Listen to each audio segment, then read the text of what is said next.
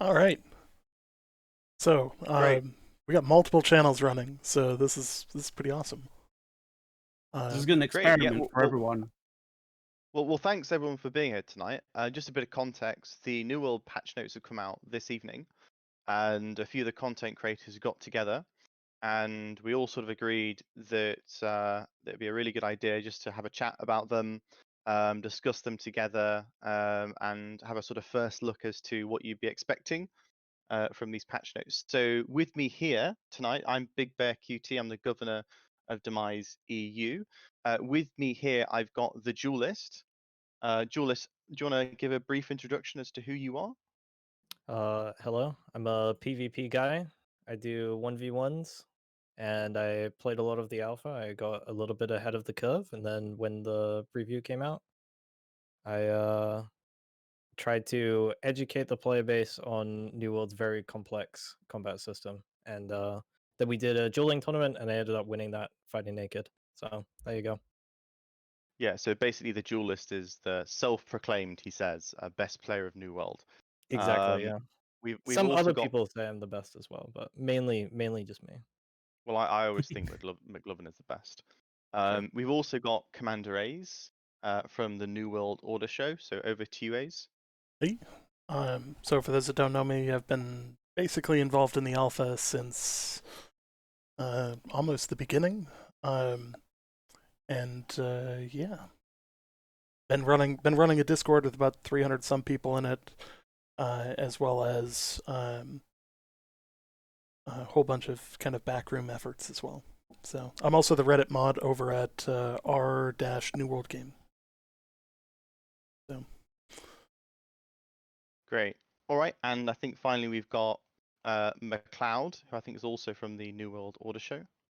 Yeah, I'm sort of basically sort of like the co-host of the New World Order show with A's. I've been basically playing. I kind of like had my start in gaming mainly sort of from the FPS sort of side, but I've been into MMOs for quite some time. I've kind of come from playing EVE Online, as it were, which is pretty brutal. Which is a pretty brutal MMO in that regard. But very much interested in the more sort of medieval, sort of swords and shields kind of side of MMOs these days. So uh, Yeah, New World is at Bear, that somebody intersection. on my channel says that we don't have any voice audio on yours. Yeah, I fixed that now. Okay, Just an issue with setting it up, ah, but hopefully it should be fixed now. awesome. there we go then. Great. Yeah, and I think Scott Lane, one of the things Scott Lane said is specifically New World in terms of the 1650s was chosen as the intersection between swords and shields and just melee weapons in general were still relevant, and yet the sort of the Yeah. musket and the rifles were just starting to become useful. So a very interesting time combat wise. Oh yeah, Great. for sure. Well, I think let's get right on into these changes then. So one of the first big changes that we've got, or rather a new addition, is the new expedition that's been launched. It's called the Garden of Genesis. So this dungeon is going Mm. to be located in Eden Grove. So I think it's going to be a sort of higher end game dungeon, with Eden Grove being a sort of, what was it, 50 plus zone? It was in the alpha. Is that right? Yeah, I think Yeah. that's about right. So I In the think this preview, yeah, 55, I think. yeah, so max level obviously being 60, that's an end game dungeon there. It's going to look into the origins of the Angry Earth. Interestingly as well is that it seems that this dungeon you have to get attuned with for I think 2 or 3 quests. So rather than just being able to enter it with a key as you do with the arenas, instead this time you're actually going to have to go through and get attuned. You have to do quests, and then you're going to have to go into the dungeon. Mm. Interesting. Be a good I way mean, to kind of keep people out doing stuff. yeah, I mean the whole sort of question of attunements is something we haven't really seen yet in New World. I mean, I wonder if anyone had any sort of comments on that generally. I What in really terms of? believe that New World combat is like it needs to be instanced because everything kind of breaks when you have like too many players attacking something. In my opinion. So I really love instant stuff. I like attunement a little bit. It's something that you can do in endgame in games, as long as the attunement process doesn't take too long. I know you're a classic WoW player, so Well, Well, coming actually, from yeah. Sorry, go ahead, McLeod. no, I was just saying, coming from a sort of a game that has significantly huge combat as well as sort of fairly small kind of small group combat. Like you can get into into an area, into a situation where both are somewhat viable. You have to you can't kind of it's a difficult thing to balance, an extremely difficult thing to balance. And I wouldn't say it's kind of something that you can balance, everything with everything. You have to essentially end up in a situation where um, you have to pick the right tools for the right job. Not everything is balanced, individually one on one with everything else. It kind of you have to have a bit of give and take between everything. But in that kind of sense, I'm more for the large scale stuff. It's just a lot more messy and a lot harder to kind of understand, um, and basically break apart and be able to figure out like whether something works, whether something doesn't. So I can understand where the Jules is coming from, especially when it comes to making combat not fair, but seem fair, or at least allow players to have that sense of player agency. Yeah, I mean, certainly combat is something we're gonna come later on to, because I think that there obviously are a lot of changes to a lot of the weapons. If you actually go through the Oh patch yeah. notes, I think about half of them are all about combat. But I think the sort of the combat element with the instance one is important. I think judging by what they're doing, they are very much designing the PvP around a sort of more instanced um, way of doing things in an MMO rather than sort of doing the open world sort of style of combat, which I think was more prevalent in the alpha. I'm hoping they'll do both. Yeah, Let's put it that way. they should be keeping both here. I don't see anything that would negate the current open world PvP. Yeah. Well, I we mean, haven't coming on seen to any additional benefits for flagging up in open world, but we haven't seen them take it away either. We had a 10% XP boost in the preview, so that's still there as far as I'm aware. well, I think we touched on balancing, didn't we? And one of the things they've also done with combat is they've rebalanced the armor.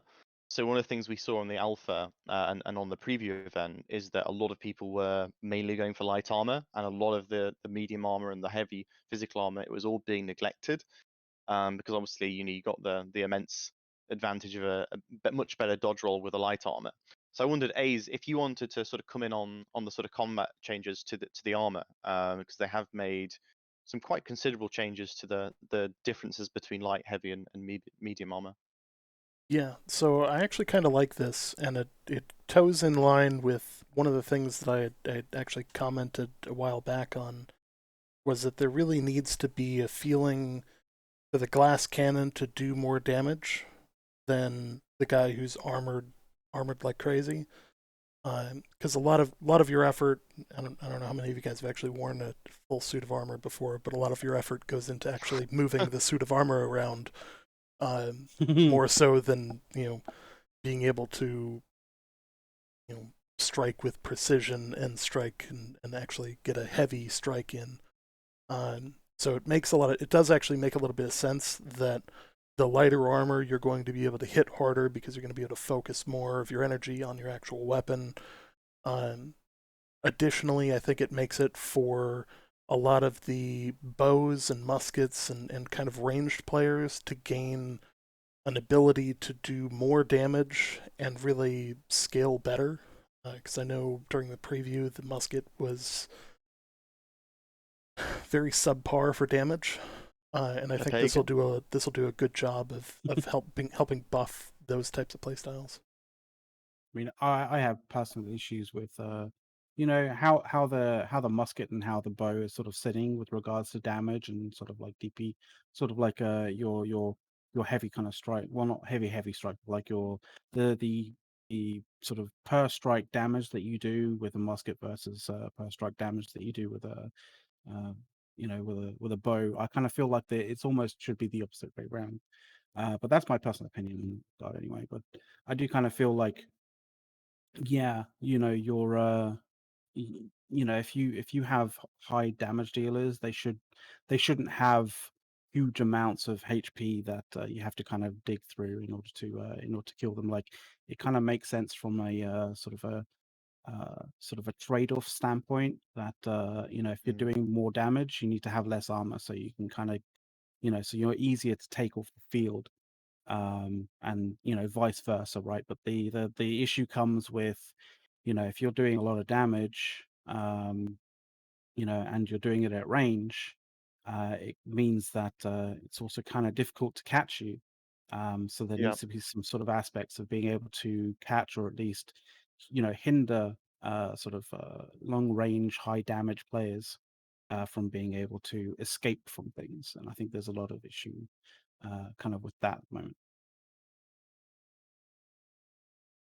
Yeah, absolutely. I think it's worth noting that some of the changes they've made to that armor are that each so whether you're wearing light, heavy, or medium, you'll have 3 weight classes now. And Yeah. each weight class it can be 3 types. So physical, elemental, or balance. So for example, you can have heavy elemental gear, heavy physical gear. You can have light elemental gear, light physical gear. There's a lot more sort of depth to, I think, the armor and the sort of the physical and elemental mitigation system now than there was before. So hopefully we will see a bit more diversity in the sort of builds and the sort of setups will see people running, particularly in wars and invasions, but also out in the open world.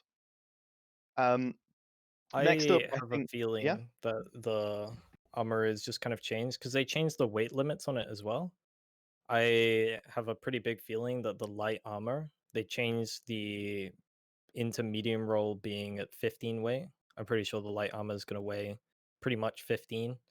And then the medium armor will allow you, or the medium roll will allow you to have either full medium armor plus a shield, or like full medium armor, and 1 piece of heavy, which was one of the things in the preview was people did mix and match sets quite a lot, which looked a little bit silly.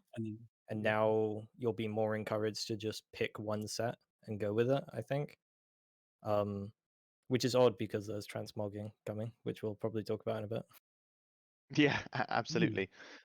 One of the big changes as well that kind of goes along with this is the changes to grit. Obviously, there's the Oh sort yeah, of one there's of the loads. most, yeah. So one of the, yeah, Duelist, do you want to come in on this? Because I think you're one of the guys that has done a lot of videos on grit explaining what it is. So Oh can yeah, you sort of tell us what grit is and how it's changed now? I might be the only person who knows what grid is, right? It's not Grid is exactly explained in the game, right? no, it's not explained anyway. You have to kind of like poise it together. It's kind of a little bit like poise in Dark Souls, etc. You use a grit ability, and when you're using a grit ability, your character will get like white around their arms, and that signifies a grit ability. NPCs have this as well. And while you are in the process of a grit ability, damage that is dealt against you will be dealt against your grit, which effectively is just stamina. So instead of the damage going against your health, it goes against your stamina. And if your stamina reaches 0, then your grit will be broken and your attack will be interrupted. But if your stamina stays above 0, then your attack goes off uninterrupted. And you also take damage to your health as well. And then different abilities had different amounts of grit, so the amount of damage coming in was reduced by a different amount, and different abilities dealt a different amount of grit damage. And hard CC would always deal like 100% of your stamina anyway, so hard CC would always break you out of a grit. So if you got hit by a shield bash, you wouldn't be able to grit through that. So when you say CC, what you're meaning is crowd control abilities, right? Yeah, literally just stuns. For the only way to break someone out of grit guaranteed before was just a stun. But this made it complicated. Like there's tons of clips of me like dueling people where it'll be like they'll roll once and then try to use an ability that has grit, but I know that because they've rolled now, they've lost 30% of their stamina or 40% of their stamina, so now I can interrupt their grit ability. But then they'll try and do the same ability to interrupt me, but I'll be on 100% stamina, so my ability will go through. And then people get really confused. They're like, "Damn it, Duelist, you're hacking." Confused, mad, and then really salty, right? Yeah, exactly. Well, it's interesting you mention this because this is how it was working during the preview and I Preview, think yeah. before, right? Because the version we saw was also the alpha that had just taken place previously, and actually they've made some pretty big changes to grit, right? So this is, I'm going to read you from the patch notes now. So while grit is active, you are unstoppable, which means that attacks will no longer be interrupted. So that's basically stayed the same. You will continue to take damage though, and can be killed during a grit attack. So that's something different now, that you can and will take damage. Oh, you did take damage before, if that wasn't clear. Yeah. You took damage to your HP and stamina. The change now is that grit is uninterruptible now. There Yeah. is no stamina thing. It's just your grit, you're not going to be interrupted. Yeah. Yeah. Yeah. I think that's good because it actually it makes it a little simpler, and you could kind of say it also, because it makes it simpler, it's dumbing down the game kind of thing. But I think when it comes to something so esoteric as grit, like, it's actually good for the game that people understand it better. Yeah, I think on the understandability point, I think it has become much more understandable that, okay, I'm white, I can't be interrupted, easy peasy. It does remove a level of depth from the game, I think. Yeah. However, judging from a lot of the feedback we got during the preview, a lot of the feedback was, okay, the combat's a bit clunky, I keep getting interrupted, I can't do my abilities. And when you're sort of basing the game off abilities now, the sort of style of grit system that they had before just wasn't sort of up to par, really. So I think that this system is merely sort of seeking to sort of fill in the gaps that have come about through through changing from from individual sort of cooldowns to per weapon cooldowns, right? So I see that as a change that has said we've made, and they've also gone down from 3 weapons to 2, as they've also said. So this is just continuing that change and sort of to its logical conclusion.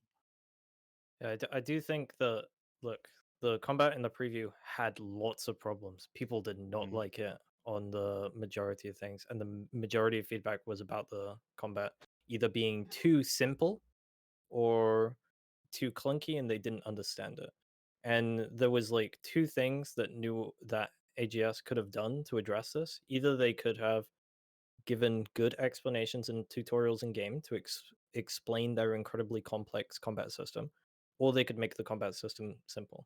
It seems that they're going in the second direction, which is it is what it is, but it does open yourself up to a little bit of criticism down the line when people say this is a very simple combat system. One thing I would like to see change with grit is you should still be able to interrupt someone with hard CC like a stun, because it feels odd that I would be in combat with someone and I'd use a shield bash or a shockwave, which are both stun abilities, and then all they have to do is press their shockwave or shield bash directly after mine.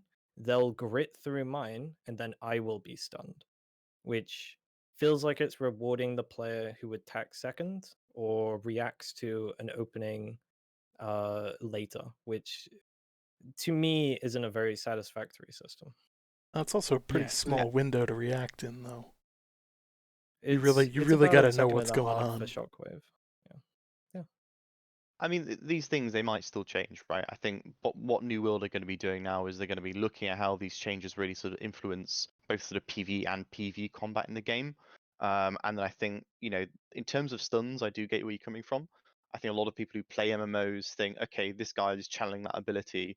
What do I do? There's almost a counter to that, right? There's a sort of, you play that card, I play this card. If that might not be the direction that New World wants to go in. They might want to have just a really sort of fluid combat system, but we'll have to see. Particularly in the next few patch notes, I think that should show us a bit more the sort of direction they really want to laser focus in on. But I know A's has been quiet in that corner there. So A's, do you want to talk for a second about the attribute changes? Because I know these have been reworked quite a lot, especially since the preview. We saw some of that during the Reek Water event. and then now there have been additional changes. So I think this is actually kind of an interesting area because they made a lot of changes when it comes to the loot and gear, where based on the actual item, it's going to try and more naturally roll uh, bonuses that are going to be useful to that item, which I think is obviously a bonus from the old system where you end up with a hatchet with a plus 20 intelligence, and you're like, okay, that does me nothing. So I think getting the correct attributes on a weapon is actually going to be a good thing there. Aside from the loot and gear changes to that, did they change? I know they changed something else there. There was a sort of a crafting aspect that it looks like they're going to be adding modifiers to allow you to add attributes Yes. to it. Yeah, So they've also that's also changed something that's the. been They've also changed quite considerably the sort of scaling. So increased the amount of damage scaling per attribute point invested, and I think they've actually reduced the base damage of a lot of weapons in game to compensate that. That it seems like the direction they're going in is to make attributes more impactful, because before they were just sort of an addition. Now they're a sort of key part of how you build your character. And interestingly enough, they've actually done for a lot of weapons primary and secondary stats that we had these already in the preview, right? Where we had like bow was pure dexterity, but then hatchet was strength and dexterity, stuff like that. They've now Sword was provided a bit actually more. strength and dex as well. Yeah, so they've provided a bit more depth on that. And interestingly, like rapier, for example, is dexterity and intelligence, which personally I didn't see that coming. It seems as a bit of a curveball. But I wondered if you guys had any that sort of makes. comments on that specifically. I mean that makes sense with that rapier having dexterity and intelligence makes kind of sense to some degree when sword is based on strength and dex, right? So I mean, I guess not really in terms of like what those specific, those specific attribute groups, are for in terms of other weapons and stuff like that. But like just in terms of like, the meaning behind intelligence, when it comes to sort of using a rapier, you have to be more intelligent because it's a weapon that requires more skill rather than just brute force,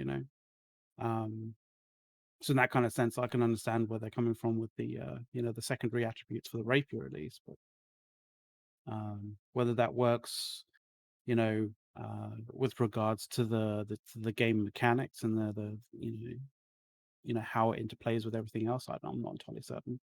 Jules probably has more knowledge on that. It would be interesting to see if they remove intelligence scaling from the elemental gems that you can put into weapons. Otherwise, I don't see how the meta build for pretty much everything is just going to be put points into con until the scaling doesn't work anymore, and then put points into intelligence, which will give you staffs and all of your weapons because gems scale off of intelligence. So it would be interesting to see that. I think it's a little bit of a stretch to make rapier dex intelligence over dex strength. But it's interesting. Maybe they'll give magic abilities to the rapier. That'd be fun.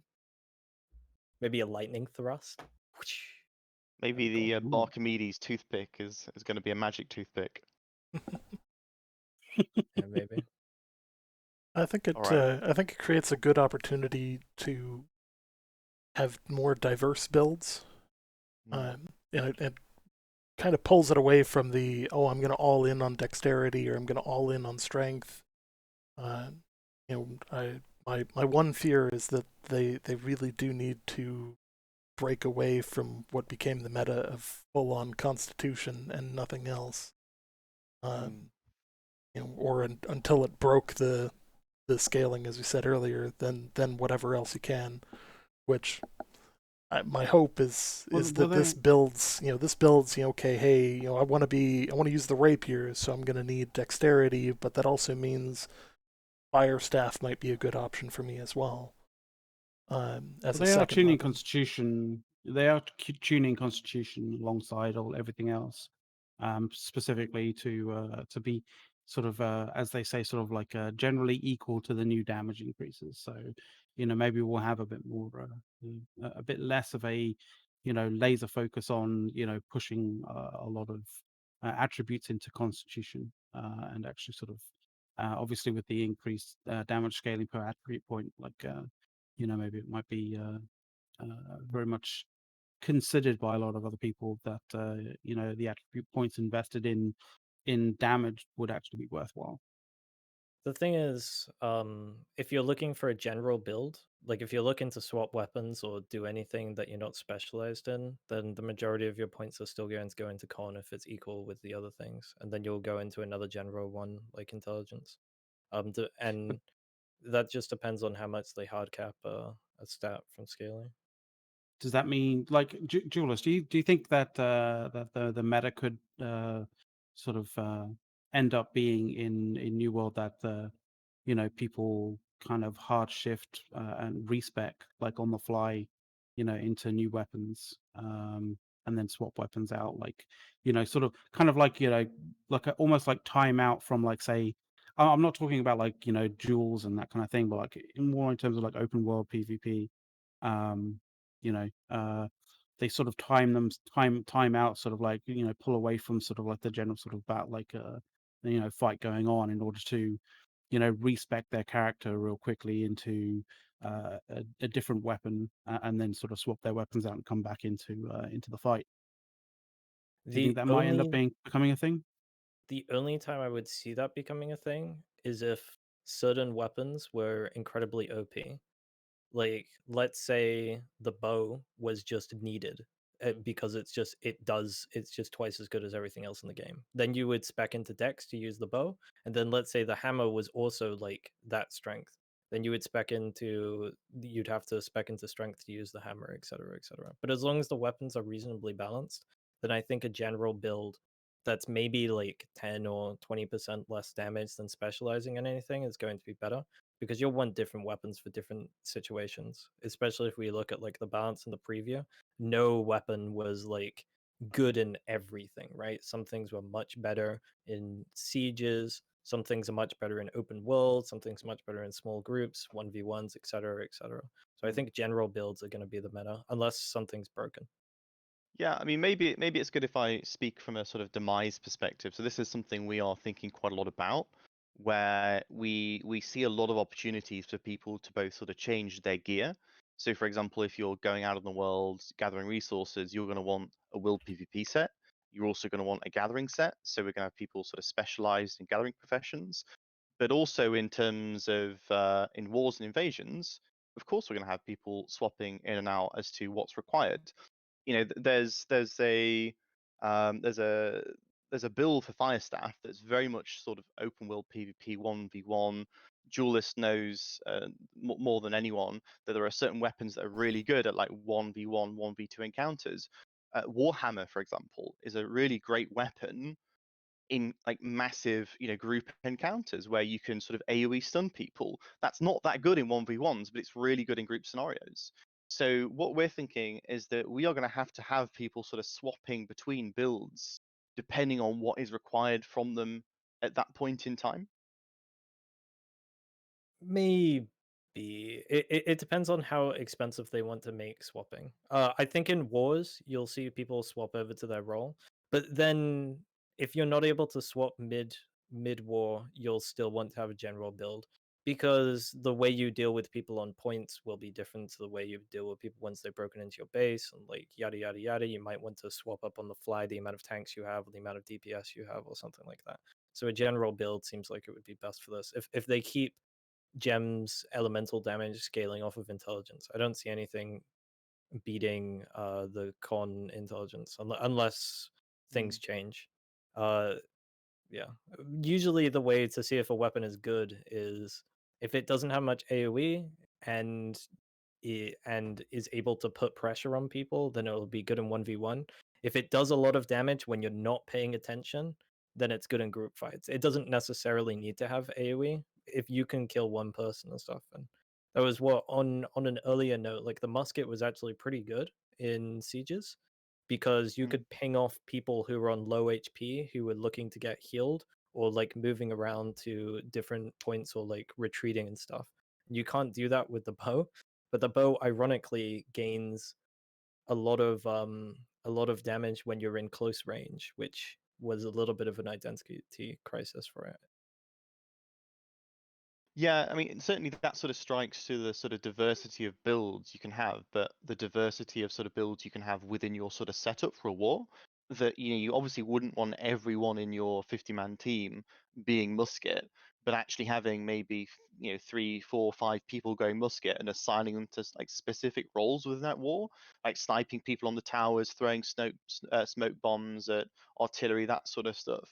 I think what we're starting to see that New World is very much moving into sort of this situation where each of these weapons have sort of specialized roles, and that's something that they've actually said explicitly this time. We're going to come on to that later, but that's also something that, yeah, I think we should all sort of bear in mind. I think next up we have sort of the loot and the sort of general gear changes. So one of the sort of headline changes is that all items, regardless of where you get them from, are now either BOP or BOE, bind on pickup or bind on equip. There are also armor quests, and weapons are now dropping with sort of associated attributes. So I don't know if anyone wants to come on these changes, because these are pretty sort of fundamental to the economy. Yeah, So they're pretty significant. Sorry, yeah, go for it. this is absolutely huge. A lot of us thought that they were going to return to some kind of repair system that slowly gave diminishing returns and an item would be destroyed. Instead, this is probably the best way to do this. It kind of destroys an item after it's useful to you, because effectively anything that you craft you can sell for the most part, unless it's some I don't think there's a way to craft a bind on pickup item. There will be the legendary armor set that got released. Um, but at the same time, like let's say I've got a tier 2 set that I have had equipped and I find very useful to me. I can now no longer give that set away. So from an economy standpoint, I've got to either go out and have somebody build a new set for somebody, if we want to get them up to speed for new equipment as they progress in level, or and realistically, once I'm done with it, it's garbage then, which I think is really actually going to help a lot in terms of preventing item bloat on the market. And it's going to force people to really continue to craft some of the best equipment and keep valuable items valuable.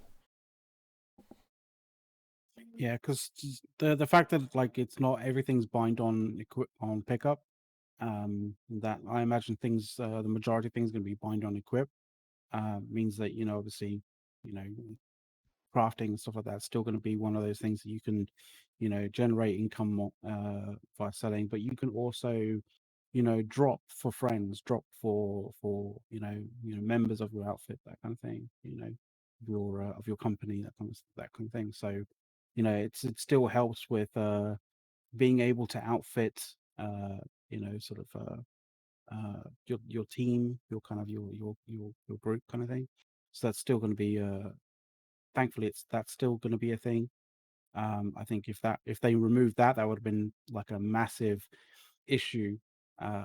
Like not only just because if you remove that, basically the only way to be able to transfer stuff to members of your group would be to sell it at a ridiculous price on the market, which would incur huge amounts of market bloat, and it's not something you want to do, because that's just a situation that just puts a lot of pressure on game systems where they shouldn't need to be. So I'm glad that they're still allowing you to be able to transfer stuff to your friends, and I'm sure that there's probably people who want like a secure trade system. I don't know if they'll ever if they'll ever do a secure trade system, but at least at least from what it seems like, there's still a bit of jeopardy when it comes to dropping stuff for other people. Yeah, I mean, this strikes to me as a sort of economy change. Primarily, that there were concerns that you'd accumulate this massive amount of gear, and you wouldn't really know what to do with it, and you just sort of everyone would be in the best gear because it was so common. But I think now linking it to an individual means that gear is going to be much more harder to come by, particularly the best gear. So particularly companies are going to have to start thinking about, okay, what actually do we do with gear? Are we going to take an approach to crafted? That's what a lot of people are doing. Are we going to sort of rely on sort of boss drops, world drops, that sort of stuff? Still But think yeah, there's an coming on. issue with. So go ahead, McLeod. I still think there's still going to be an issue with regards to, having, your preferred equipment just last forever. That to me is still an issue. I know that binding on equip is a way of being able to say you can't sell that, but like once everybody has their preferred their preferred stuff, there is nothing else that you can kind of do with regards to with regards to the economy. Like everyone will have their stuff and everything will just get cheaper after that. I The think thing that's is, where the everything. World of Warcraft Yeah, approach just to goes, say where the like old really quick. stuff gets phased out when new changes are made into the game. Yeah, that's what I was gonna say. It takes a long time to get like BIS gear in New World or anything close to it, like tens of thousands of hours if we're being honest.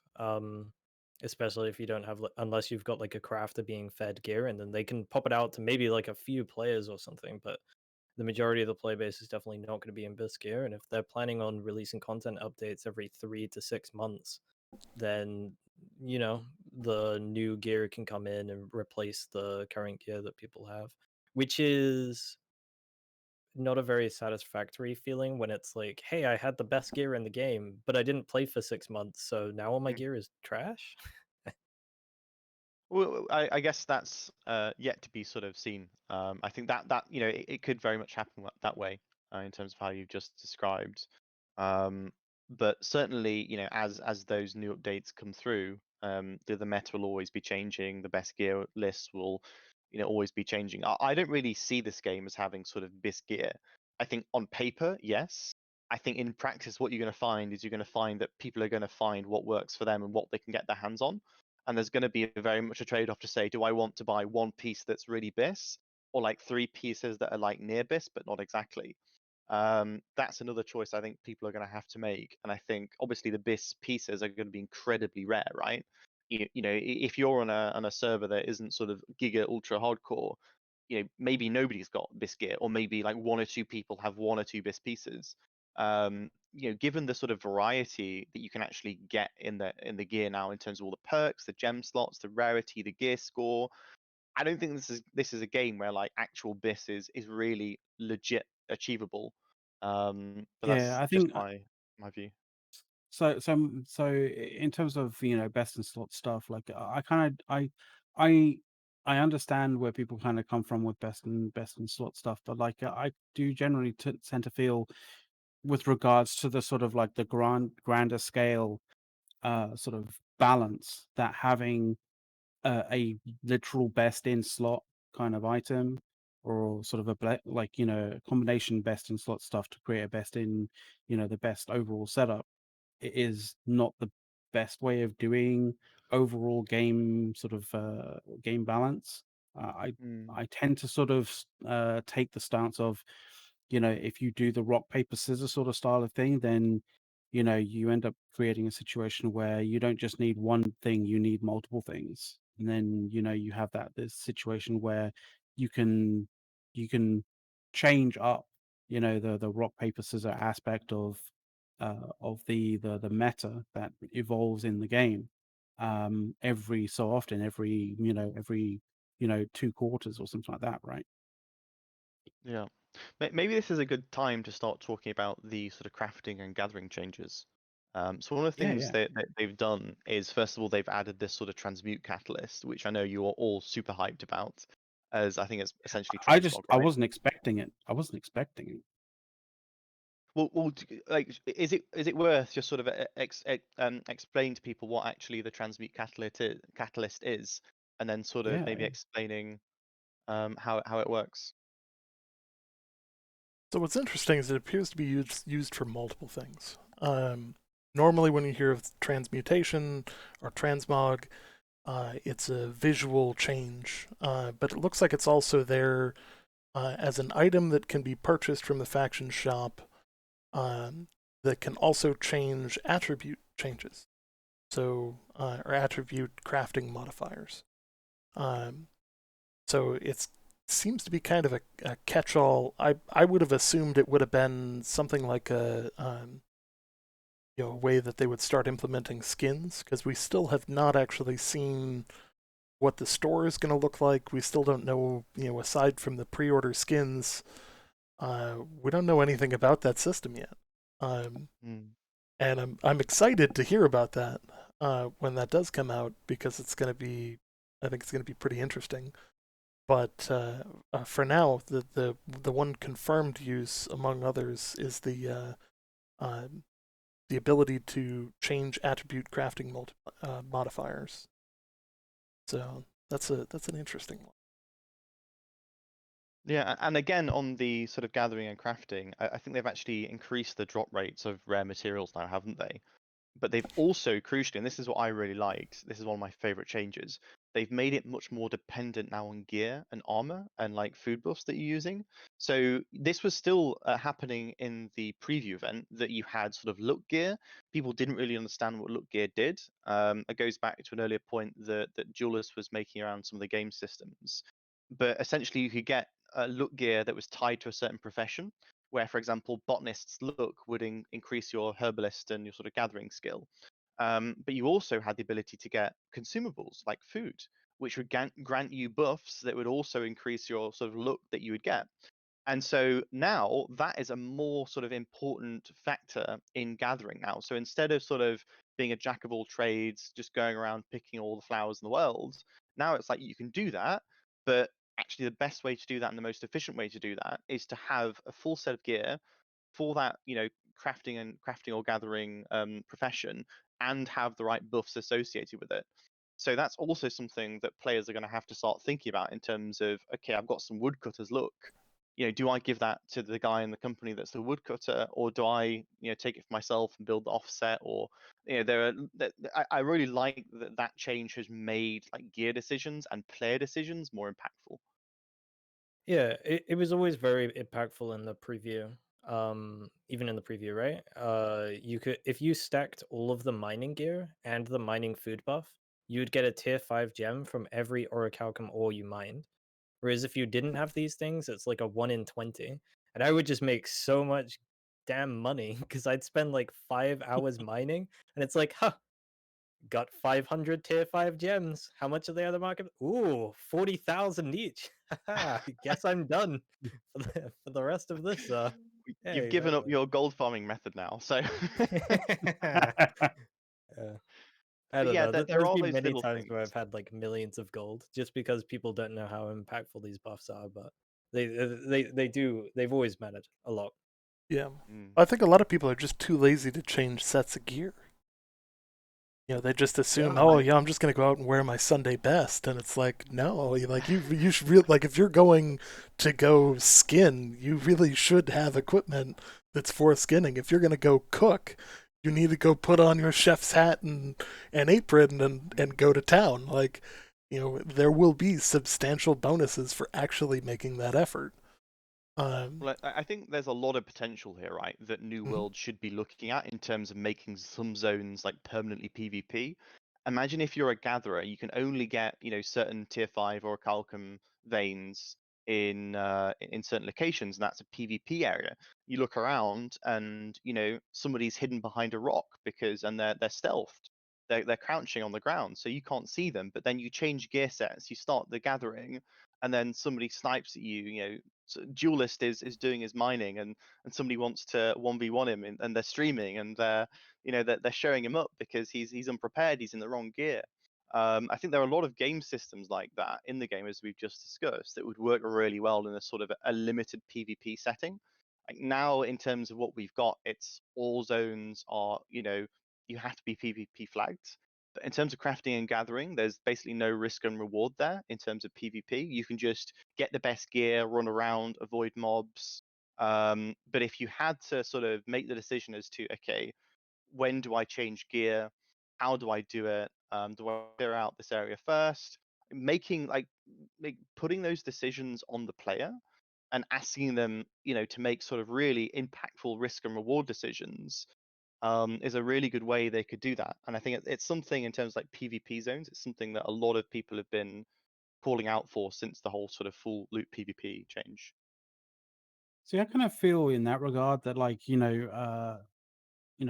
it comes to sort of putting, uh, you know, very rare resources in certain areas that are sort of PvP, like sort of surrounded by by the potential for PvP. I kind of see it more along the lines of, instead of like you have to flag for PvP to get into that area, or to cross into that area. I kind of feel like it should be more along the lines of, getting to that area requires you to flag for PvP, because flagging for PvP allows you to like say have more armor, have more damage, that kind of thing, to be able to get through even PvE stuff, so you can get to that area, right? That way, it's kind of almost it's not basically it's not one of those things where you're flagging up and you're basically getting, uh, you know, getting surrounded and controlled by players as such. But the kind of the impetus is on the person to actually try and get through the even the PvE kind of content to get to the location. And once you're through on that one, like, you can also PvP as well. You know Like, what? I think I've always been against PvP zones because it forces people who don't want to PvP to PvP. Like crafters and gatherers, especially in this example, will be forced to flag up for PvP and then get killed when they have no interest in actually doing PvP. And trust me, you don't want to be out in the open world and then see some guy heading your way, and above his head it says the duelist, because some unconsensual things are about to happen to you. Uh, but that idea is it's very good. There's actually a zone in RuneScape where you enter the wilderness and there's like a shop there, but the NPCs around will attack you if you're not skulled. So the equivalent in New World would be, you have an area with high level resources and stuff, and NPCs there will aggro onto you if you're not flagged. So if you're not flagged, you have to deal with the NPCs there. But if you do flag up, you can just walk on through and then mine the stuff, because it doesn't restrict the PvE players from doing anything. I think that's a very good idea, McLeod. well, that's very much saying, instead of not having the risk and reward at all, that's more saying pick what risk you want and pick what reward you want. In the Yep. sense that, if you're not flagged for PvP, then you better be prepared for like increased aggro ranges on PV mobs. But equally, I think one of the things that a lot of people have been saying is, okay, there are people who don't want a PvP, there are people who don't want those PvP zones, but a 10% XP boost isn't that great for a lot of people, especially max level. So maybe, from this discussion, one of the things that we could sort of see is if you had sort of increased gathering luck when you flagged up for PvP, and so there was a sort of increased reward there for sort of gathering, and that there would be like an incentive almost to If I remember right, flag there's the PvP. incentive would be the XP towards the profession. Yep. towards the Should profession would be gain good. more if you're flagged. If I remember right. Like, if it, You it was should. just flat XP for anything, like, I'm really not an advocate for just generalized increased of XP if you're flagged for PvP. Mm. So I just think that's just it's baiting and switching. It's a kind of like a bait and switch situation where, like, you're just basically providing a baited opportunity that people might think that they will get good rewards for that, but in actual fact their gameplay sort of suffers. And it makes people feel like, hey, I've gone to this area. There's two things in MMORPGs which are just contradictory to the genre, because the whole point of it, massive multiplayer online, and a lot of the time in MMORPGs, you're like, oh, there's another player at this farming spot. How dare they? When can I play this game solo? Like, please give me the lower pop server so I can just farm in peace. And then when it's like the PvP flagged as well, you're encouraging that even more, because it's like, damn, there's like a marauder or a covenant like farming here. I can't farm there because he's like PvP flagged. I really hate the XP bonus, or really anything that makes people who don't want to PvP flag. People who flag, they should, when they see another player, they should want to attack that player. If they don't, then I think it's a failure of a system. So that kind of comes into the conversation of like, should all resource be soloable or reached with by a solo player, or should there be an importance should there be a requirement for getting to certain like rarer resources or more important resources require like a group, a team, that kind of thing. I generally I think that should be the case, especially for higher level stuff and for more rare kind of resources or more rare drops, that kind of thing. I don't know how you guys kind of feel with that. 100%. Yeah. 100%. I mean, it's an MMO. Like, you can't Exactly. you can't design the whole game for solo players. I think Mm. most content is accessible, but I think that you need to have fundamentally the need to group up and take on opponents that are too difficult to take on alone, and content that is too difficult to take on solo. Well, I'd I love guess to we were. see like rare resource nodes appear in these expeditions that you have to attune to. That would be like a really big thing for me. That'd be cool. Yeah. Get some orichalcum ore in that Ending Grove expedition. That'd be cool. Yeah, certainly. I think there's a replayability element there as well, right? That if you do it once, great, you do it, you get the experience, but what is the incentive there to do it again? Because they've got a lot of these sort of instance zones now where you've got the Spriggan arenas, you've got the wars, you've got the outpost rushes, and now you've got the expeditions, and they're all sort of 50, 20, or 5-man. I think that the only thing that sort of strikes me with that is that we don't have smaller scale PvP that's instanced, and we don't have sort of larger scale PvE. Those are the two sort of things that I see as a sort of gaps there, that I think New World has sort of slightly done a bit more of with the PvP side. So outpost rushes, they're a bit 20 versus 20 instead of 50 versus 50. But I wonder whether on the PvP side we're going to start seeing more sort of 2v2s, 3v3s, 5v5s, the PvP, but also on the PvE side, we've got 5-man expeditions, and we've got world mobs, and that's it. So I wonder if we're going to start seeing the true sort of the holy grail almost of MMOs, which is the raids and the sort of the raiding and the end game there. That's So not 5-man, but in more like terms of 40 or 50. PvP, the 1v1, 2v2, all the way up to I think 5v5, you can currently do via duels. It would be nice to have a reward structure or like ranking system behind that. Like, Yes. ideally, I think you should be able to level crafting, PvE, and PvP. Currently, PvP activities do not give experience, and crafting activities give like 1,000th of the experience of PvE activities. It would be really nice to see, killing a player give XP, winning a duel giving XP, and to make that less exploitative, something like an arena system, or this the rush, the 20v20. If that gave XP, that'd be really nice. And then please, for the love of God, you get 2 experience points for mining a rock, and you need like 8 million XP to hit level 60. just give him at least 20. Give him 100. Come on, let the crafters level up. Great. Yeah.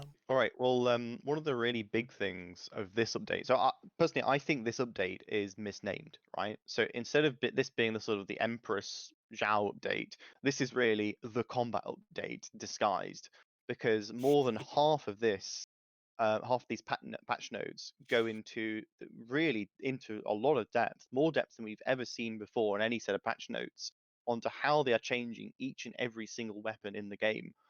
All the way from the weapons we know, the sword, the hatchet, of course, the preview user's favorite, all the way through to the super new ones like the spear and the great axe. So I wondered if anyone had any sort of general thoughts and observations first about the general sort of combat changes and the sort of direction we're going in with those weapon changes. I can't envisage all the changes and how they function together. To be completely honest, I think maybe I don't know, Jules. Do you have thoughts or opinions as to all of those, how all of those changes sort of like sort of function out?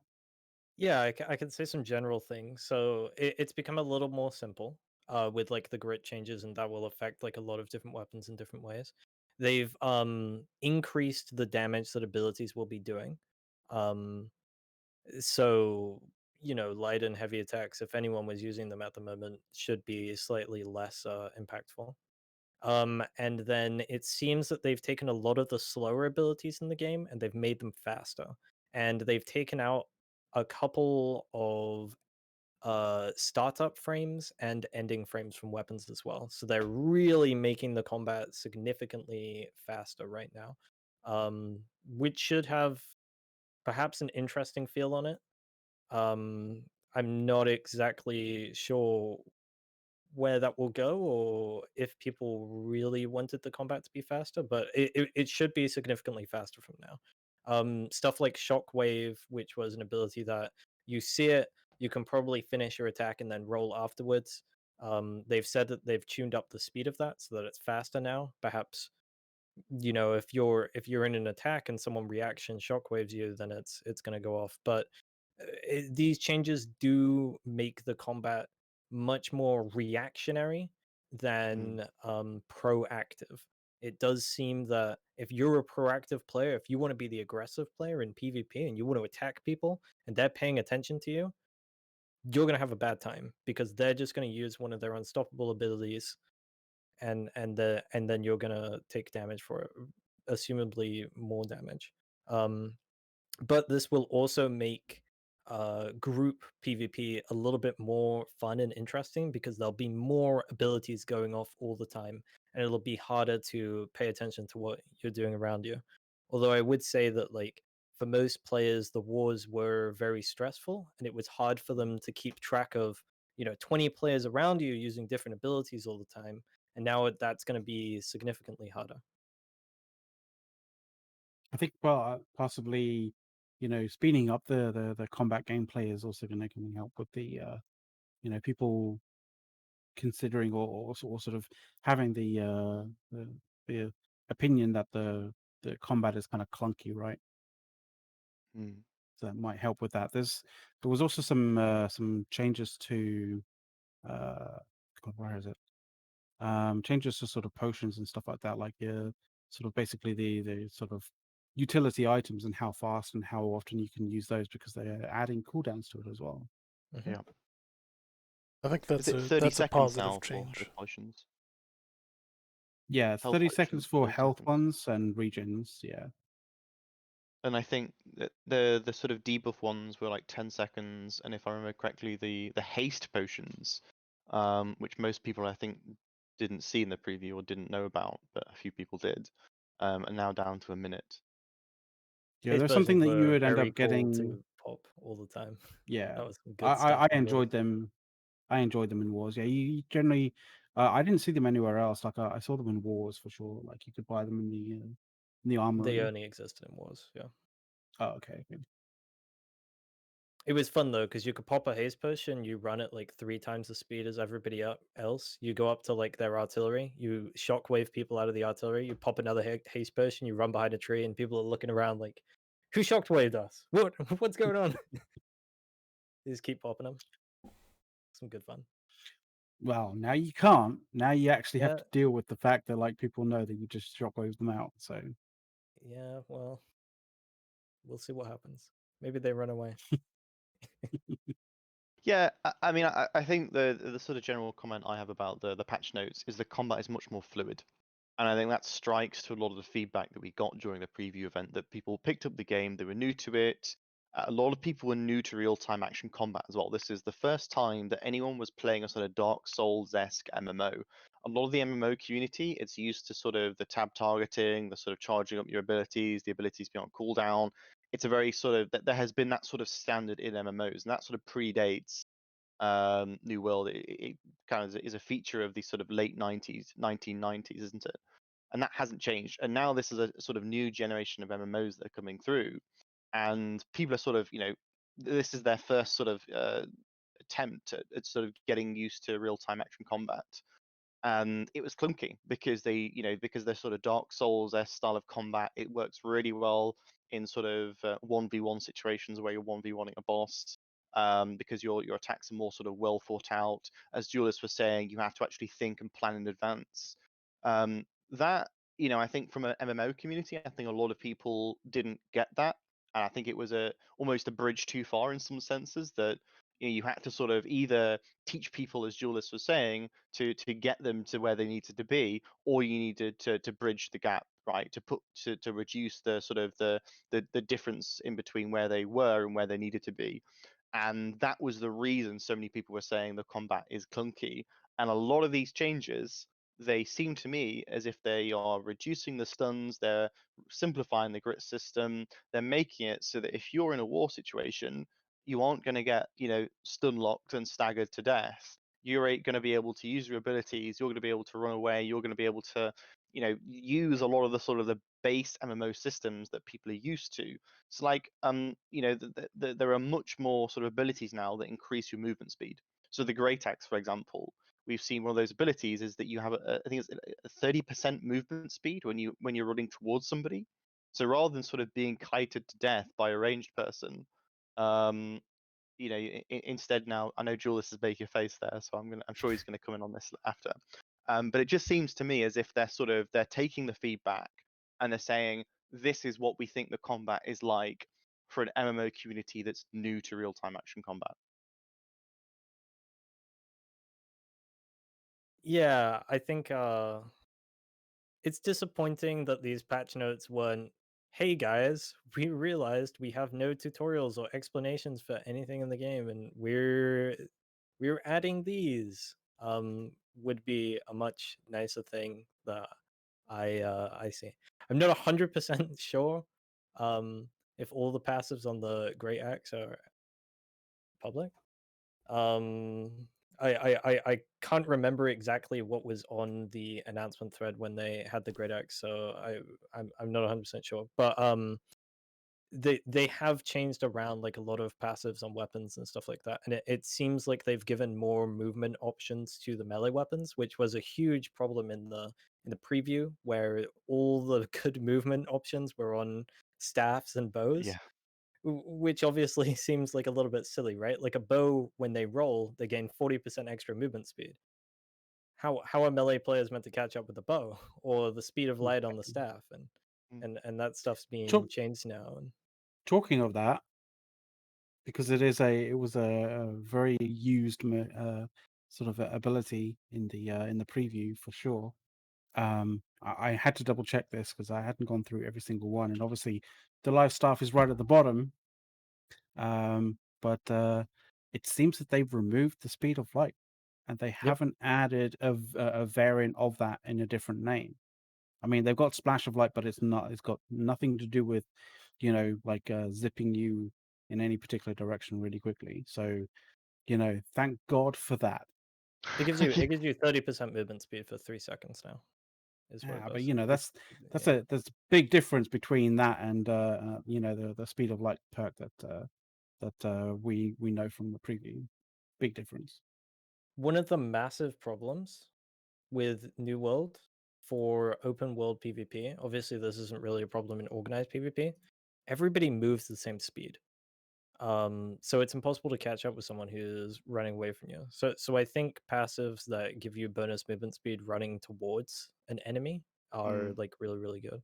I also Yeah. think that they need to address 1vxing in some point and just give some passives that maybe give you like resistance to stuns and CCs when you're surrounded by enemies and not by allies, or perhaps like increasing your damage and damage mitigation while surrounded by enemies and less so by allies. Not to the point where if you've got 3 people attacking you, you're 3 times as strong, but maybe you're 1.5 or 2 times as strong. Because obviously it's easier to control 1 character than 3.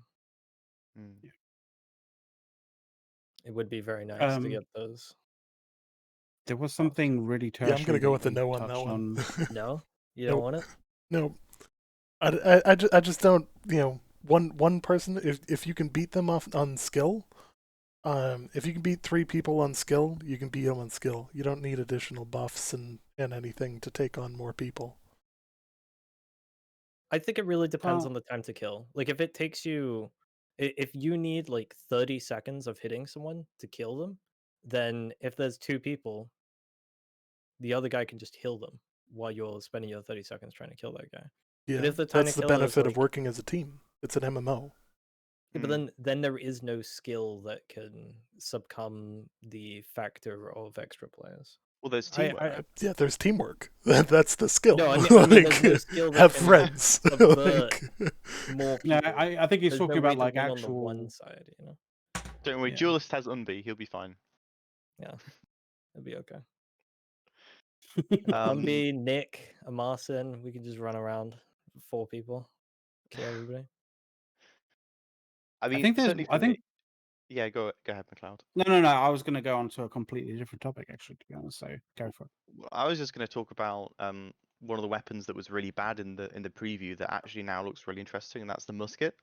So I played musket, and it was one of the weapons that some people exploited a bit and knew how to do some things that got patched quite quickly. That's less relevant now, but the problem with the musket was the base damage, right? And there wasn't really any sort of feeling to the musket unless you sort of used traps, and then the musket became a sort of utility weapon where it wasn't a damage weapon. It was one of the few weapons in the game that gave you utility in terms of the traps, the smoke bombs, and everything. Play Dead, for example, as well. Now it I seems use that like with heavily. these patch notes, they've overhauled it. So it's now more focused on getting repeated accurate shots. So with headshots, those are now more impactful. So rather and the hitbox was fairly small, especially at range, right? If you were picking somebody off, if they were stood really still, then yeah, sure, you could do it pretty reliably.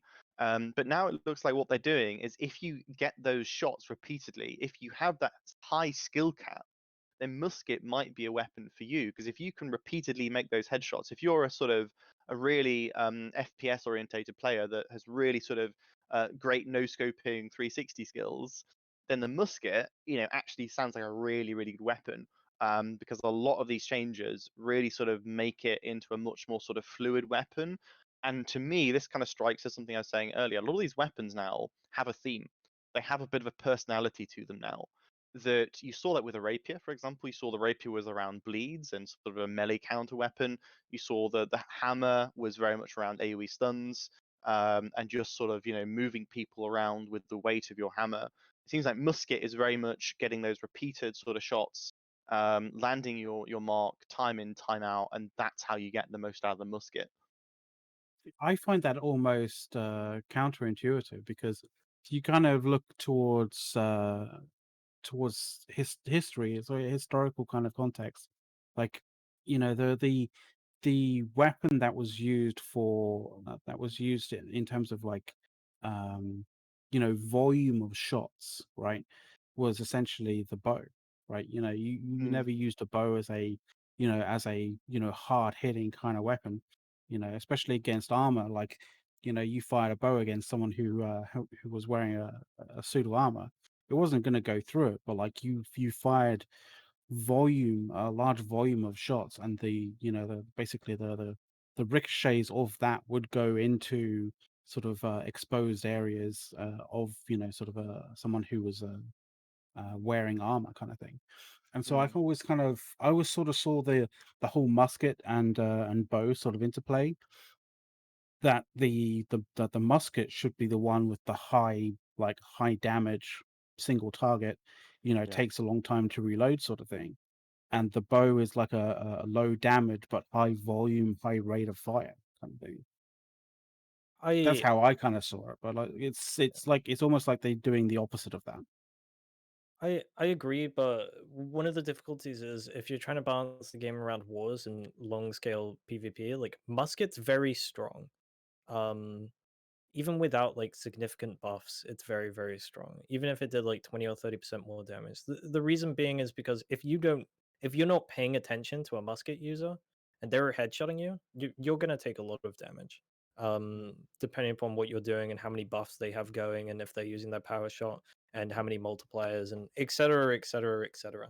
There's a lot of dependencies on here. But theoretically they can do a lot of damage if you're not paying attention to them. In 1v1s, you can always just block it. So it's probably never going to be like that strong in a situation of like small scale. But the problem is if you give it too much damage, then there's a guy sitting like 200 meters away who's just going to like 2 or 3 shot you, and you're not even going to know what the hell is going on because you were fighting 3 people like 10 meters away from you, which is a little bit of a problem when You have to you keep give on them moving, the dude. You have to keep on moving. Yeah, exactly. Duck and So weave. yeah, It Yeah, it does become a little bit stressful, one might say, if you have situations like this. I loved the I've traps on the musket a lot, Mm. and I would be up for like buffing the explosive trap damage, especially because the sticky bombs were pretty funny. They actually became meta in dueling for a little while until I worked out that you can actually just iframe through the explosion of the sticky bomb if you get the timing down in your head perfectly. So people would like trap you and you'd be immobilized. They'd hit you with the sticky bomb, which is meant to be guaranteed damage. But if you remember the exact moment that the sticky bomb is meant to go off, you can just roll at that time. It'll explode. You'll take no damage, which is pretty hilarious. I really like the bombs. probably The looks bombs were high skill cap. that probably looks really broken, just like invulnerability framing straight away from that damage. Like, Yeah, exactly.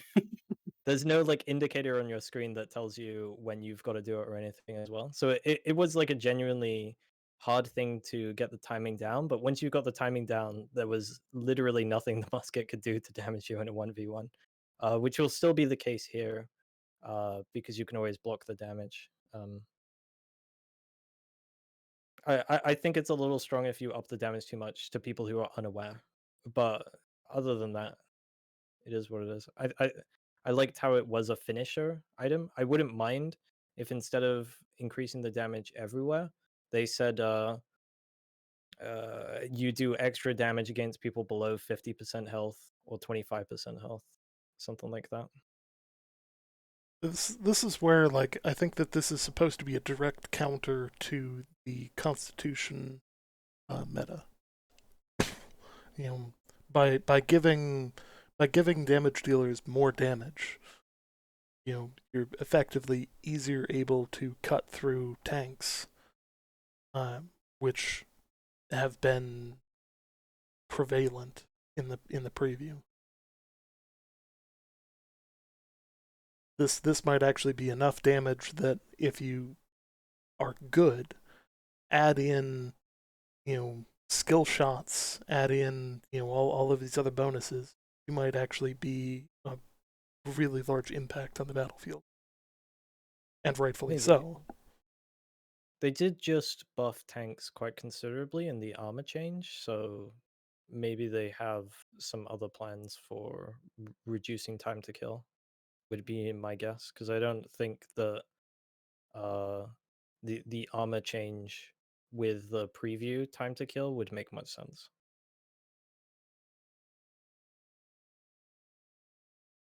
Any other comments on any of the weapons then? So obviously we talked about a bit about life staff, right? I think somebody was mentioning that it's still in the game. It's just it's changed quite considerably. I'm a little bit disappointed that they've removed the smoke shot from the bow. I am To some too. degree, I am too. Because there's a lot of medic play and a lot of like covert play that comes from that particular smoke shot. Like obviously, sort of if you have like people with high bow sort of mastery that can just look through it, like that's a bit of an issue, obviously. And I always kind of thought that was a bit of an issue. There's also other aspects of things, being able to see things through sort of like smoke and through even through like entire buildings and the ground and stuff like that. That's an issue, Used to but win I wars always thought by that smoking out turrets so they couldn't see you. I always thought that the smoke shot was a good tactical option for various different things. Maybe not on 1v1s, but like, it was it was good utility. Maybe if Yeah. maybe if they added it in as as an alternative like ammo type, That'd be good. then maybe they could do that. That'd be pretty cool. But just removing it outright, I think is a bit of a mistake. I think the problem with it was that you guys are too nice, because you call it the smoke shot, I call it the troll shot. Okay, the only time I ever used to use that is if someone was running for an orichalcum or I wanted, I'd just smoke it out so that he at least had a few extra seconds to find it. See anyone dueling in the open world? Pachoo! Smoke bomb. Or anyone in town? How many smoke bombs does it take to crash Everfall? That's the real question. I Yeah, I guess think that might that's be the probably case. what the main use of the ability was. If you restricted it to just wars, which I think a consumable item in wars makes more sense than restricting it to the Yeah. bow. Yeah, Would it Okay, really yeah. is like it really does have a lot of power. Like for anybody who's played, FPSs, knowing how to use a smoke grenade is incredibly powerful because it's just mobile cover. Uh, and if you know where There's to a lot of place it, instances. it's so much more powerful in the right spot. And like from my experience in the preview, like we would tell our guys, okay, hit the towers, aim for the guy sitting in the tower so that he takes a little bit of damage, but also, the turret's completely useless for 10 seconds. Then from there, only smoke them, don't smoke the points because we want to see the points, and don't smoke on our side of the points because we need to be able to see with our range in there. Meanwhile, they're trying to do the opposite, smoke the far side of the point so that they have clear vision on everything. And then, like there's a lot of tactics involved with it that were a lot of fun to play with, and people constantly kept screwing up. Yeah, We found that as well, that there's- the bow was going to be a sort of key utility within our sort of arsenal for wars and invasions. And certainly, I kind of echo Duelist's point that it was abused, and for a lot of people who didn't have great PCs, suddenly you had massive FPS drops in Everfall. It wasn't great, but limiting it to wars for that tactical use might have been a better decision there. Yeah, I do agree with that. Yeah, it was an issue that like it was probably the second unlock that you could get on the skill tree. So there was that issue. Like if it was like one of the last unlocks that you actually got, then that would have like curtailed the issue like quite considerably. But yeah, like making it into a specific ammo that is only available in wars. That's understandable. It really does show how uneducated like the community were when they started playing, because there's no tutorials or anything. I'm not like dissing the community or anything, but if this weapon were in World of Warcraft in its current form, you would not be able to see anything on Asmongold's stream ever. It would just be a constant smoke bomb. And the fact that New World was played on Asmongold's stream without a constant smoke bomb going off was just hysterical, because you only needed 4 people. 4 people and you can keep someone permanently smoke bombed. It was just ridiculous that might have made it through to live. Well, talking Yeah, about bows good as point well, though. similar to what they had with the musket, where if you shot somebody in the legs, I think they had a 30% slow for 4 seconds. That's also now as part of the bow as an ultimate passive. So that's going to be the last It was a weapon last bow. ability in the skirmisher, well, the last passive in the skirmisher mastery line. and that's going to be exactly the same with the leg shots. And I personally really like stuff like that. That it's more sort of focusing on skill-based ways to get the edge, because movement speed, as we've already talked about, is a really key part of the game. That if you have faster movement speed than the other person, as a melee player, you can get to the ranged person, or if you're facing someone in melee, you can sort of go away and time your cooldowns, and you can get an advantage there. Or if you're a ranged person, you can kite someone pretty much for as long as you like if you're able to continuously hit those shots. And again, I think that's the point you were making, Duelist. I think A's disagreed you on. So one of the abilities of the bow now is Catch Me If You Can, where if you're surrounded by 3 or more foes, i.e. in a sort of 1v3 scenario, you actually gain 33% haste. You move faster. That means if you're in a war scenario, you're able to get away, right? If you're being chased by 3 guys with a hatchet, well, good luck if you were playing a bow in the preview for the first time. Now, though, you've actually got that bonus. You've actually got that movement speed. Unless you get hit in the knee with somebody who Yeah, fired unless an you take an arrow. arrow to the knee. Can't be much of an adventure after that, can you? Oh dear, yeah. I think those Skyrim jokes are going to make a comeback with New World. Yeah. The bow always had the slow when you hit below the waist, which was one of the main things that I kept telling people in the preview. You don't want a headshot with a bow. It's bad. Always leg shot. Great. Are there any weapons anyone else wants to talk about, or do you think we should move to a sort of Q&A with our viewers now? Yeah, maybe. I mean, they removed Pyromaniac from the fire staff, which makes me feel a little bit sad. I thought that was one of the better named abilities. And I really hope that with the new abilities on the fire staff, they keep the old voice lines, because there was nothing better than hitting the incinerate, which, as everybody knows, is referred to as the Aladdin. I like my Aladdin. Yeah. Most of them are just really impactful changes that, until you actually get a time to play with, you probably won't know much about it, other than the general, like, things have been sped up. It's definitely like they've lowered the skill gap, they've lowered the skill ceiling, and they've lowered the complexity, which isn't necessarily a bad thing. Like, we'll still see if there is still quite like a big skill gap between the top players and the bottom players, but it does seem that that is the line of their patches, that they thought there was too much of a difference between someone who knew the mechanics of the game and was good at executing them, and someone who's new to the game, doesn't understand the mechanics, and isn't very good at executing them. And they've made it like easier to execute things well. Yeah, I One mean, of the Go for it. I guess this goes back to one of the things I was saying before, that they are trying to teach a sort of new generation of MMOs, right? Imagine, imagine the first time you ever played an MMO. None of us knew how to play, right? And none of us had ever played an MMO before, so we had no expectations. But now we're going into this new generation of MMOs with expectations and with sort of preconceptions as to how abilities and combat and mechanics should work, not just how they work. And I almost thought it was a bridge too far, right? And I said this earlier, that you were trying to teach a bunch of people who'd been used to sort of tab targeting and hadn't really touched a real-time action combat game, or if they had, it was more just an FPS, shoot them, aim for them ahead, that sort of stuff.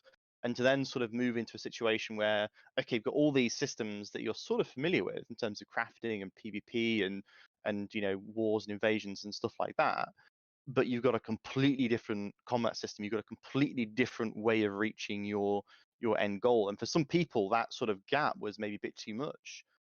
Some people said, look, it's too much of a game for me. I'm older now. I want to play another MMO, but I don't want to like be killed by Zoomers all the time. I want a game that I can sort of pick up and play, because I have all the responsibilities now, and I want to sort of play something that feels a bit more fluid. But there was that question, and I think we disagree on this, Duelist, whether or not you could have done that with tutorials or not. I personally kind of taking a step back, I don't think you could have done. I think there are so many systems that either you would have had to sort of voice act it all and sort of explain it to people and actually have them execute on it, and then that would make the tutorial far longer than I think anyone would really want it to be, or you simply simplified the systems a bit and you made it much more accessible to a mass audience, which I think now is the direction that New World wants to go into. And I think probably New World understand the implications of that. I don't think they have taken these decisions lightly, but I think they've sort of gone for that mass appeal as their strategy. And they said, instead of doing the tutorials and that avenue, I think what they've done is they've said, okay, let's have still the gap there and let people figure it out for themselves, but let's narrow the gap instead. I do think communities evolve strategies over time pretty well. Like if you look at like MOBAs, especially like League of Legends or something, the meta of like bot lanes, AD carries, like stuff like this, it doesn't talk to you anywhere, but they are able to like pick up on it, and then people know how to like build properly most of the time at like the majority of the player base does and stuff like that. And people improve like so much every year in these competitive games. Yeah. Like I used to be I used to be a very, very good League of Legends player back when everybody was bad, is what I say. And nowadays, like an average gold player in season 11 could very easily be a challenger player in season 3. Even just like off mechanics alone, they're like Yeah. significantly better than the top players in the world. And they're just like the average player these days. So I do think communities learn and grow, and it might take some time. It might have taken a year or so, but I have to say, like one of the original game directions was the idea that if you were good enough, you could beat another player regardless of the gear that they had. And I don't think MMORPG players are interested in that. That was from like a very an interview with the game director back when Alpha 1 was still happening, and the game was less like MMORPG and more sandbox survival PvP.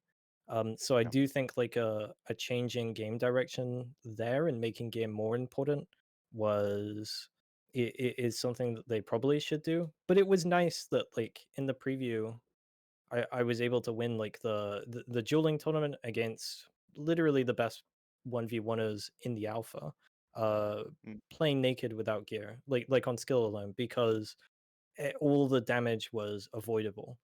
But a shift towards unavoidable damage now does make it very gear dependent.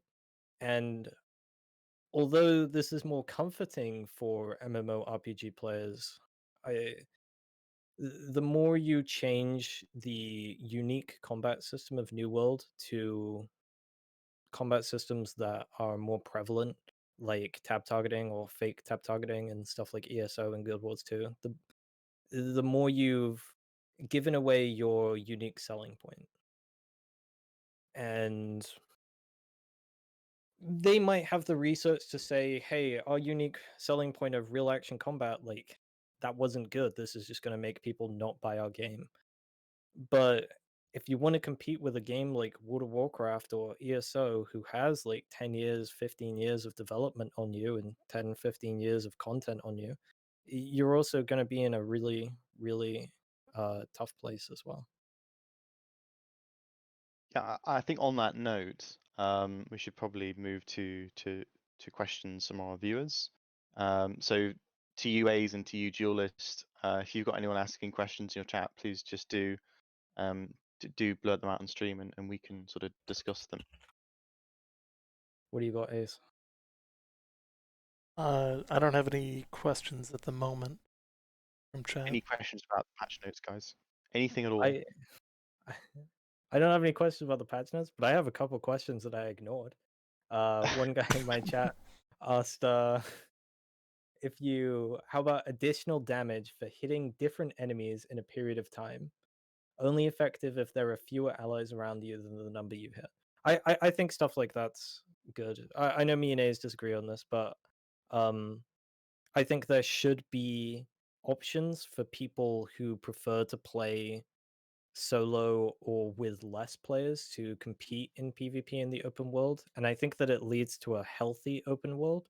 I think the least healthy kind of open world is the open world where whoever has more numbers wins all the time, because Zergs are just going to come through, they're going to clean out the open world in PvP, and nobody is going to be able to compete with them until they make their own Zergs, and then everybody's going to be forced to join up with a Zerg, because you can't go out with your 4 or 5 buddies because there's 20 of the other guys and they're just going to beat you every single time. There's no mechanics in game to allow you to do anything, and I do believe that makes like an unhealthy open world experience where my ideal, if I'm flagged up in the open world and I see another player in the open world, I don't want them to run.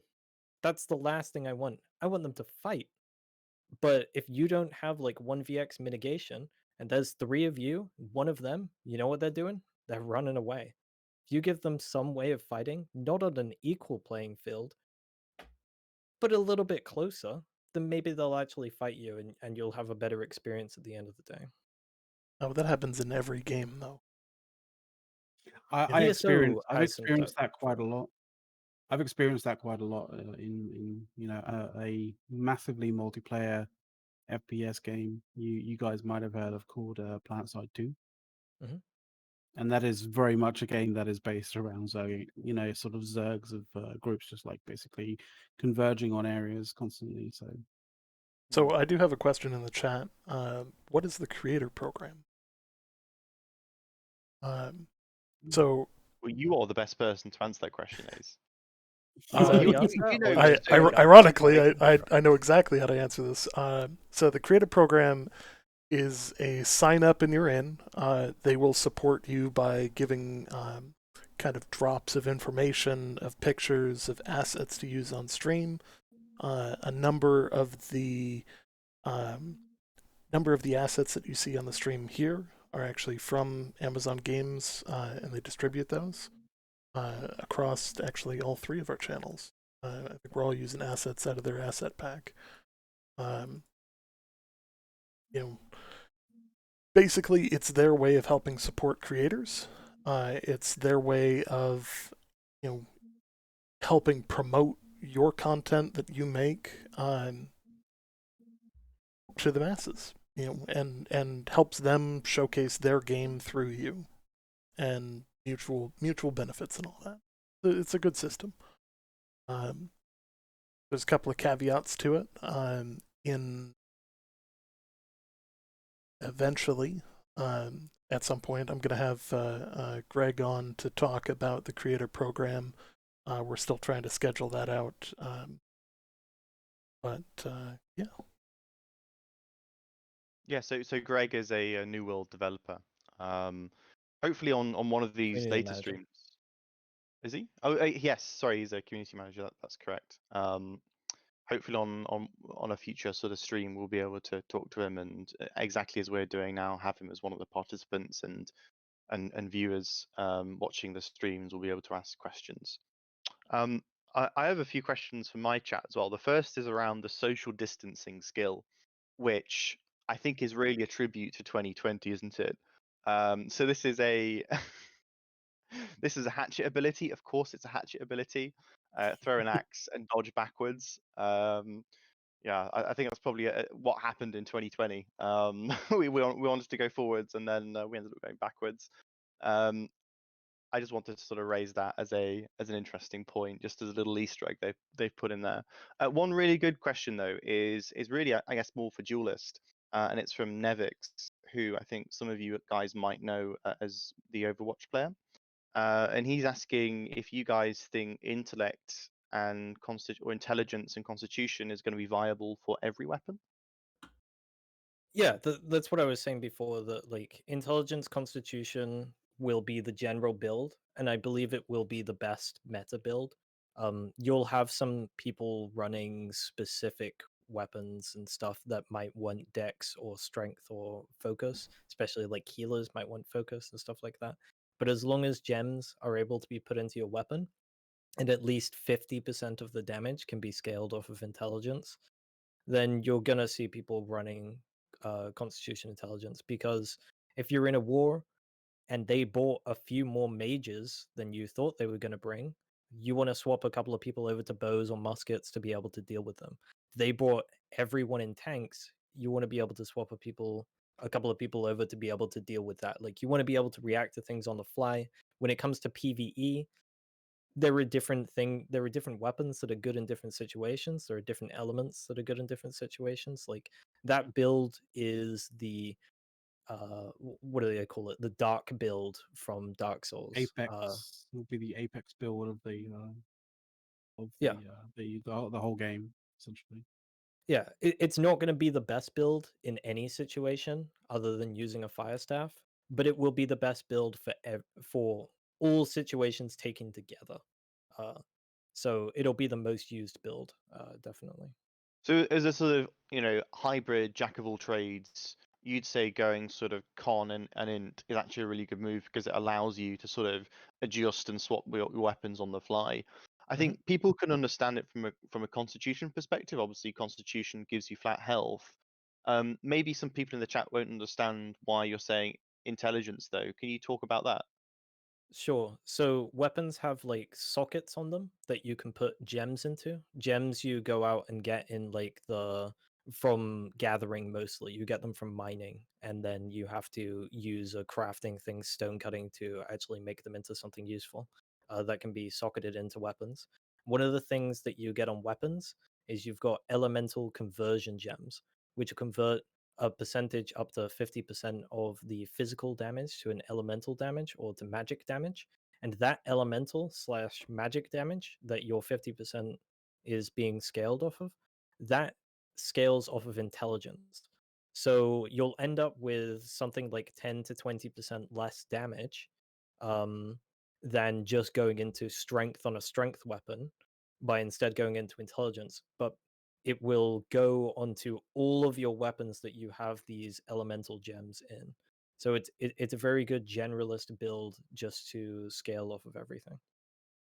With the caveat that the weapons you're going to be using are elemental conversion weapons. Mm-hmm. Yeah. Okay. Yeah, but it converts, and then obviously, it scales off that intelligence that you have. So, Yeah. I personally, I don't like those conversion gems. That I kind of feel like they sort of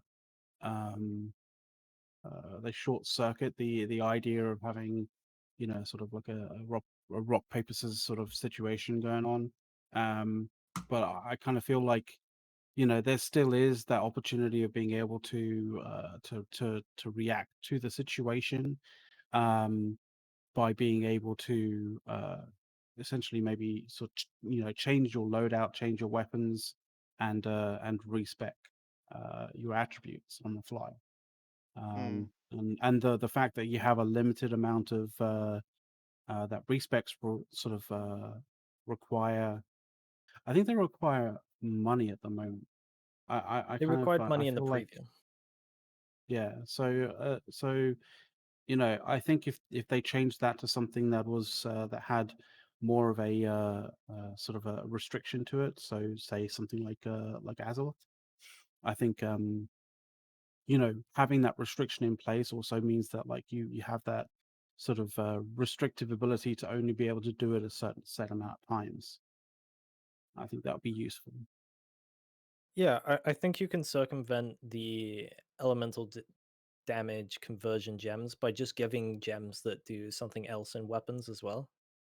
More damage buff for particular things, or maybe like more defense buff, or maybe even like cooldowns on skills, etc.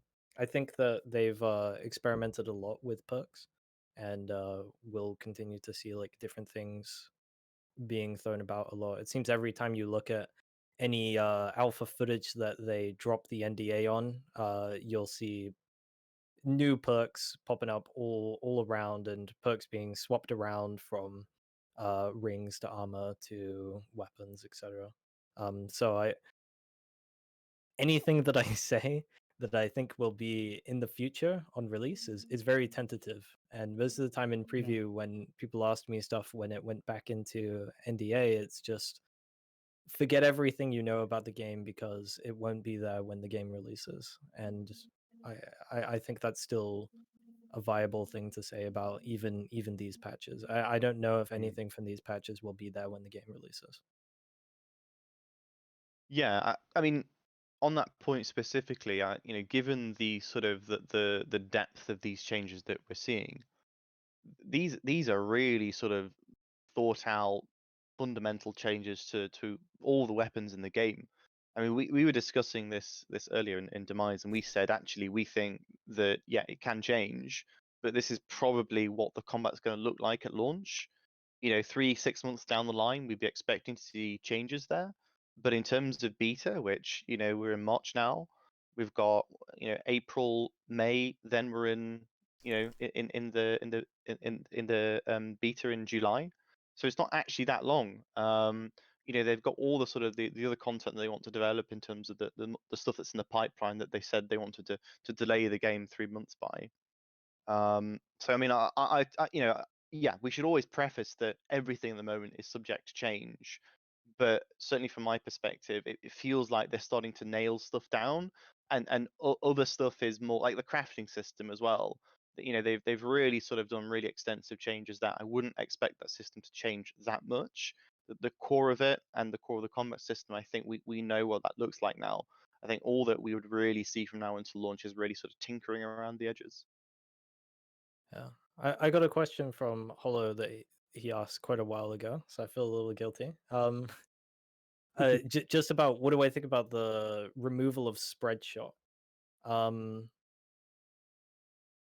Or it's been changed now, so the spread shot, it only splits into 5 arrows at 10 meters away. So you can hit multiple targets from meters away, but it's no longer the shotgun ability. And I'm not sure because every game seems to have a shotgun ability on a bow. I think it makes a lot more Or on a sense on the shotgun. musket. It probably makes more sense on the musket to have spread shot just straight up moved over to the musket so that it can have like a high burst damage thing. But it was memey that it did so much damage, and 5 arrows hitting somebody at once is pretty hard to balance around. So I can see why they have reduced that or removed that ability a little bit. But I hope that it spreads from the point 10 meters away so that it's now like a more skillful, harder to hit shot. So if someone's exactly 10 meters away from you, you spread shot them, you're still hitting them with that 5 arrows. But it's no longer possible to just shield bash someone, walk up to them, and hit him with 5 arrows on your spread shot.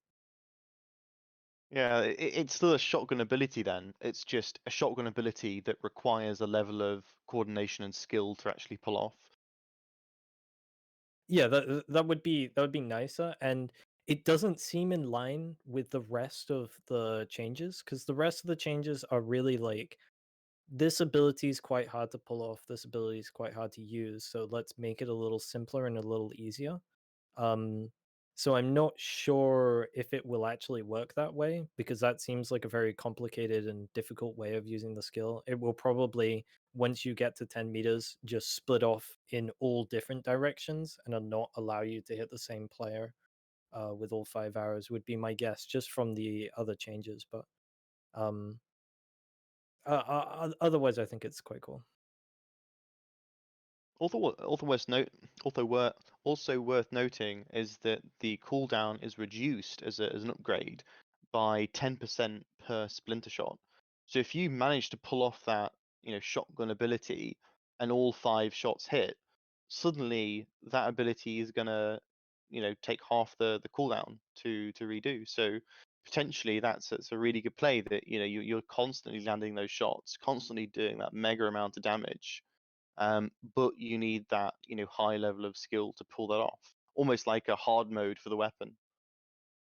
Yeah, It almost begs as though it's gonna like say perfection, like if you actually pull it off.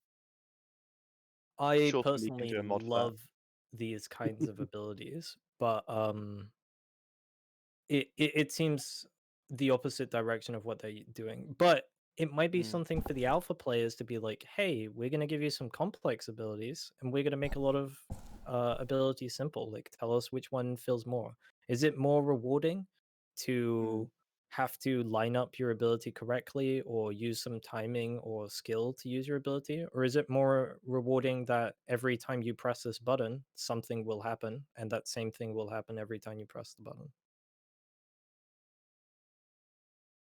I really like the fact, and I think what they're going for here is they're saying that, okay, we've removed all of the perks that reduce your cooldowns, and now instead we're making cooldown reductions skill-based.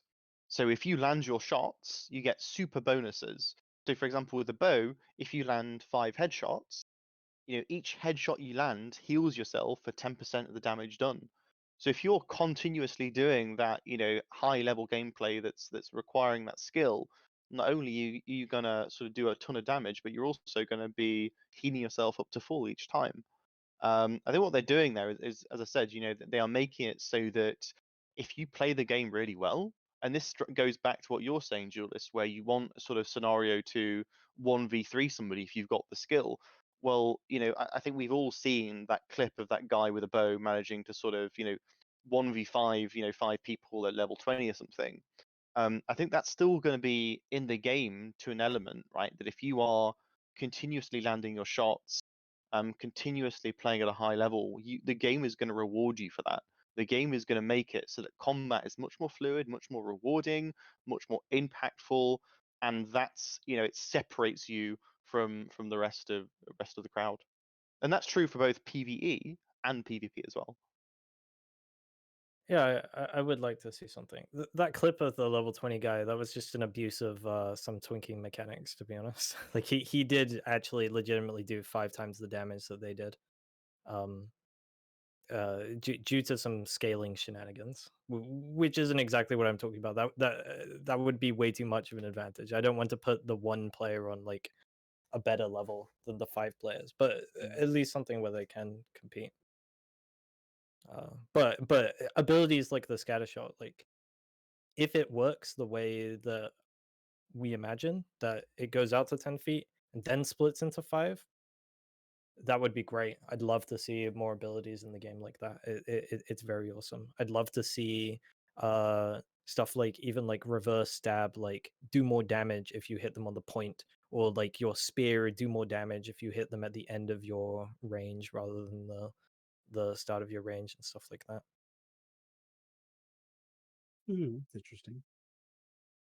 Any other questions in the chat? Yeah, I have another one. Unless somebody Yeah, else wants go to go, ahead. because I just did a question. No. Somebody asked, how long would it take for a new player to understand 95% of the game mechanics? He's worried that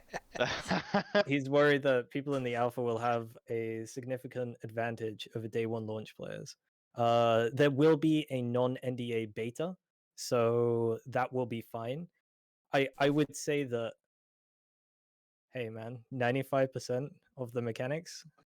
I don't think I could think of 5 people off the top of my head who knew 95% of the game mechanics during any phases of the alpha. So it takes tens of thousands of hours, or at least like a lot of testing. I think PvP wise, I know or knew for certain stages of the alpha, maybe 95, maybe 98, 99%, but they do a lot of changes all the time. I would say like an alpha 1 player had 0 advantage. Well, they had a little bit of an advantage, but not really much of an advantage over somebody coming in new into alpha 2. I'd say they have the same advantage going into alpha 2 as someone who's played Dark Souls. If you play another game with a similar combat system, then you're going to be fine. And the current alpha players are going to have an advantage when beta comes out. But you'll be able to catch up in that amount of time. And trust me, the average alpha player who's put even like 1,000 hours into this game, you would be able to catch up to them after the NDA drops with like an hour of YouTube. Very easily. Yeah, I was gonna say there's gonna be a lot of content made for YouTube, basically, demystifying all of these various different mechanics, all of these various different techniques and how to understand and how, like, what to know in terms of combat and all sorts of various different mechanics inside of Evo. Yeah, there will be a few players who will probably be ahead of the curve for a long time, and there might even be a couple of companies in the alpha who like to hoard information to themselves and keep exploits and stuff like that, which might make it through to live. My God, really? My God, right? There might be people like that honestly. in This life. is my shocked face. Yeah, exactly.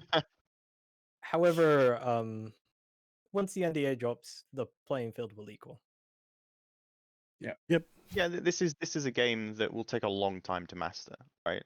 This isn't a game that you can sort of spend a few hours in and figure it out and say, okay, well that gear's the best. You just need to go and get it. This is a game that 10,000 hours in, you know the game, but there are going to be players who are better than you. Maybe sort of 10,000 hours will put you at sort of 95th percentile. And certainly in terms of the alpha, one thing to bear in mind is that there has been a wipe recently. That wipe has been public. They have been talking about that wipe. I'm not in the alpha, by the way. So I know about that, and nobody else has told me it's New World. But that has sort of reset, right, the sort of the game. So if you've played that before in a previous alpha or in a previous preview, that's a different game, and there are, as Duelist was saying, it's a very different game now, based off of these patch notes, than it is in the preview. It will look the same, but under the bonnet, it will be completely different. It's like a Ferrari with a new engine, right? Put it that way. Looks the same. It will still have the great graphics, but beyond that, the systems and the way the game works are going to be different. And so, Yeah, there's like 3 months of alpha, legit, in terms of of the fresh game that we're seeing with all this, so the fresh combat starting from today. That's not a lot of time. Beta's going to be a month. We're talking about if you start playing at launch a month, everyone's going to be on a level playing field. And the other thing as well is it is hard to teach an old dog new tricks sometimes. People will get accustomed to metas that appear over the alpha that will be completely changed, and people will not be accustomed to the change. And coming in new, you're going to be learning the best stuff at that time, and you'll have a significant learning advantage over some people who might want to hold on to old things. Yeah. Yeah. To be fair, there's a number of those people who could probably learn to play the game that it is now.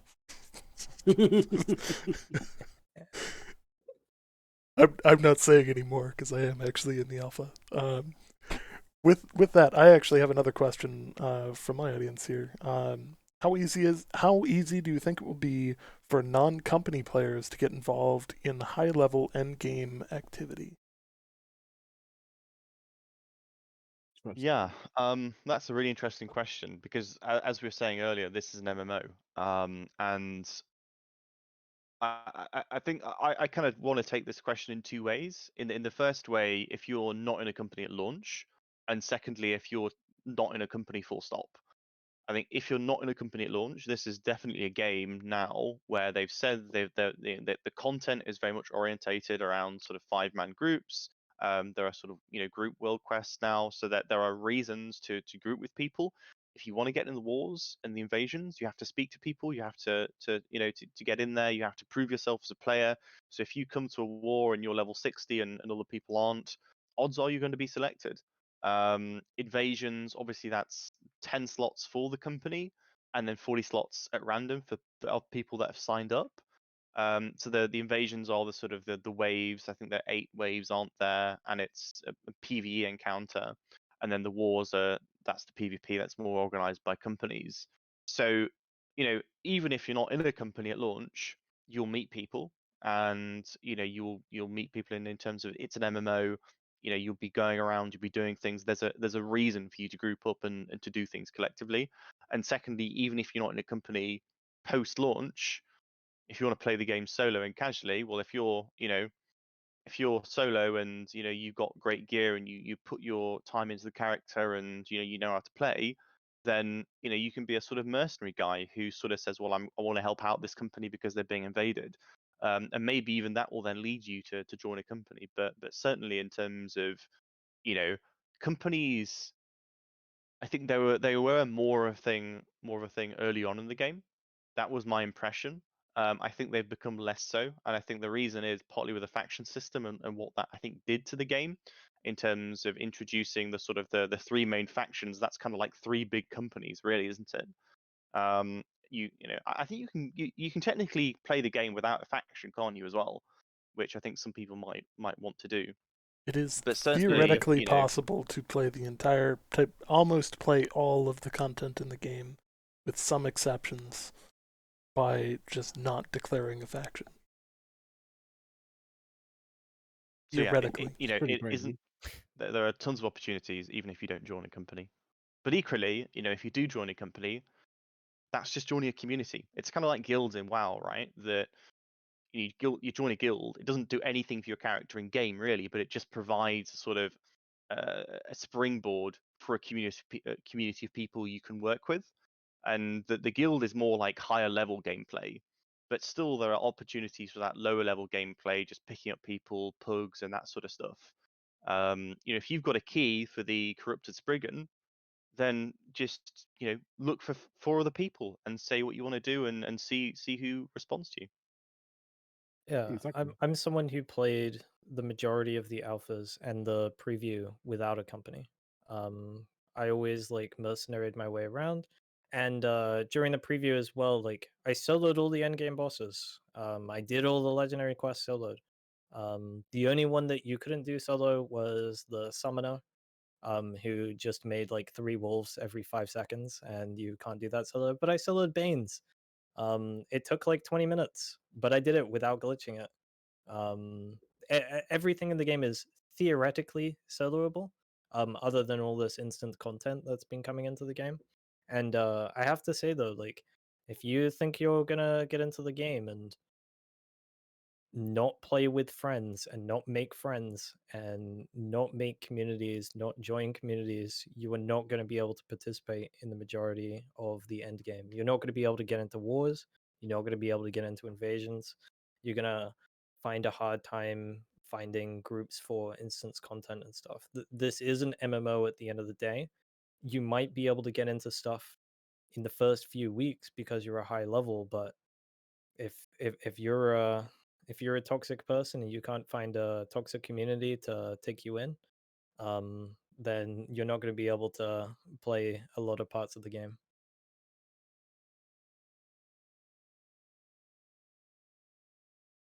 And Like usually how you said on that.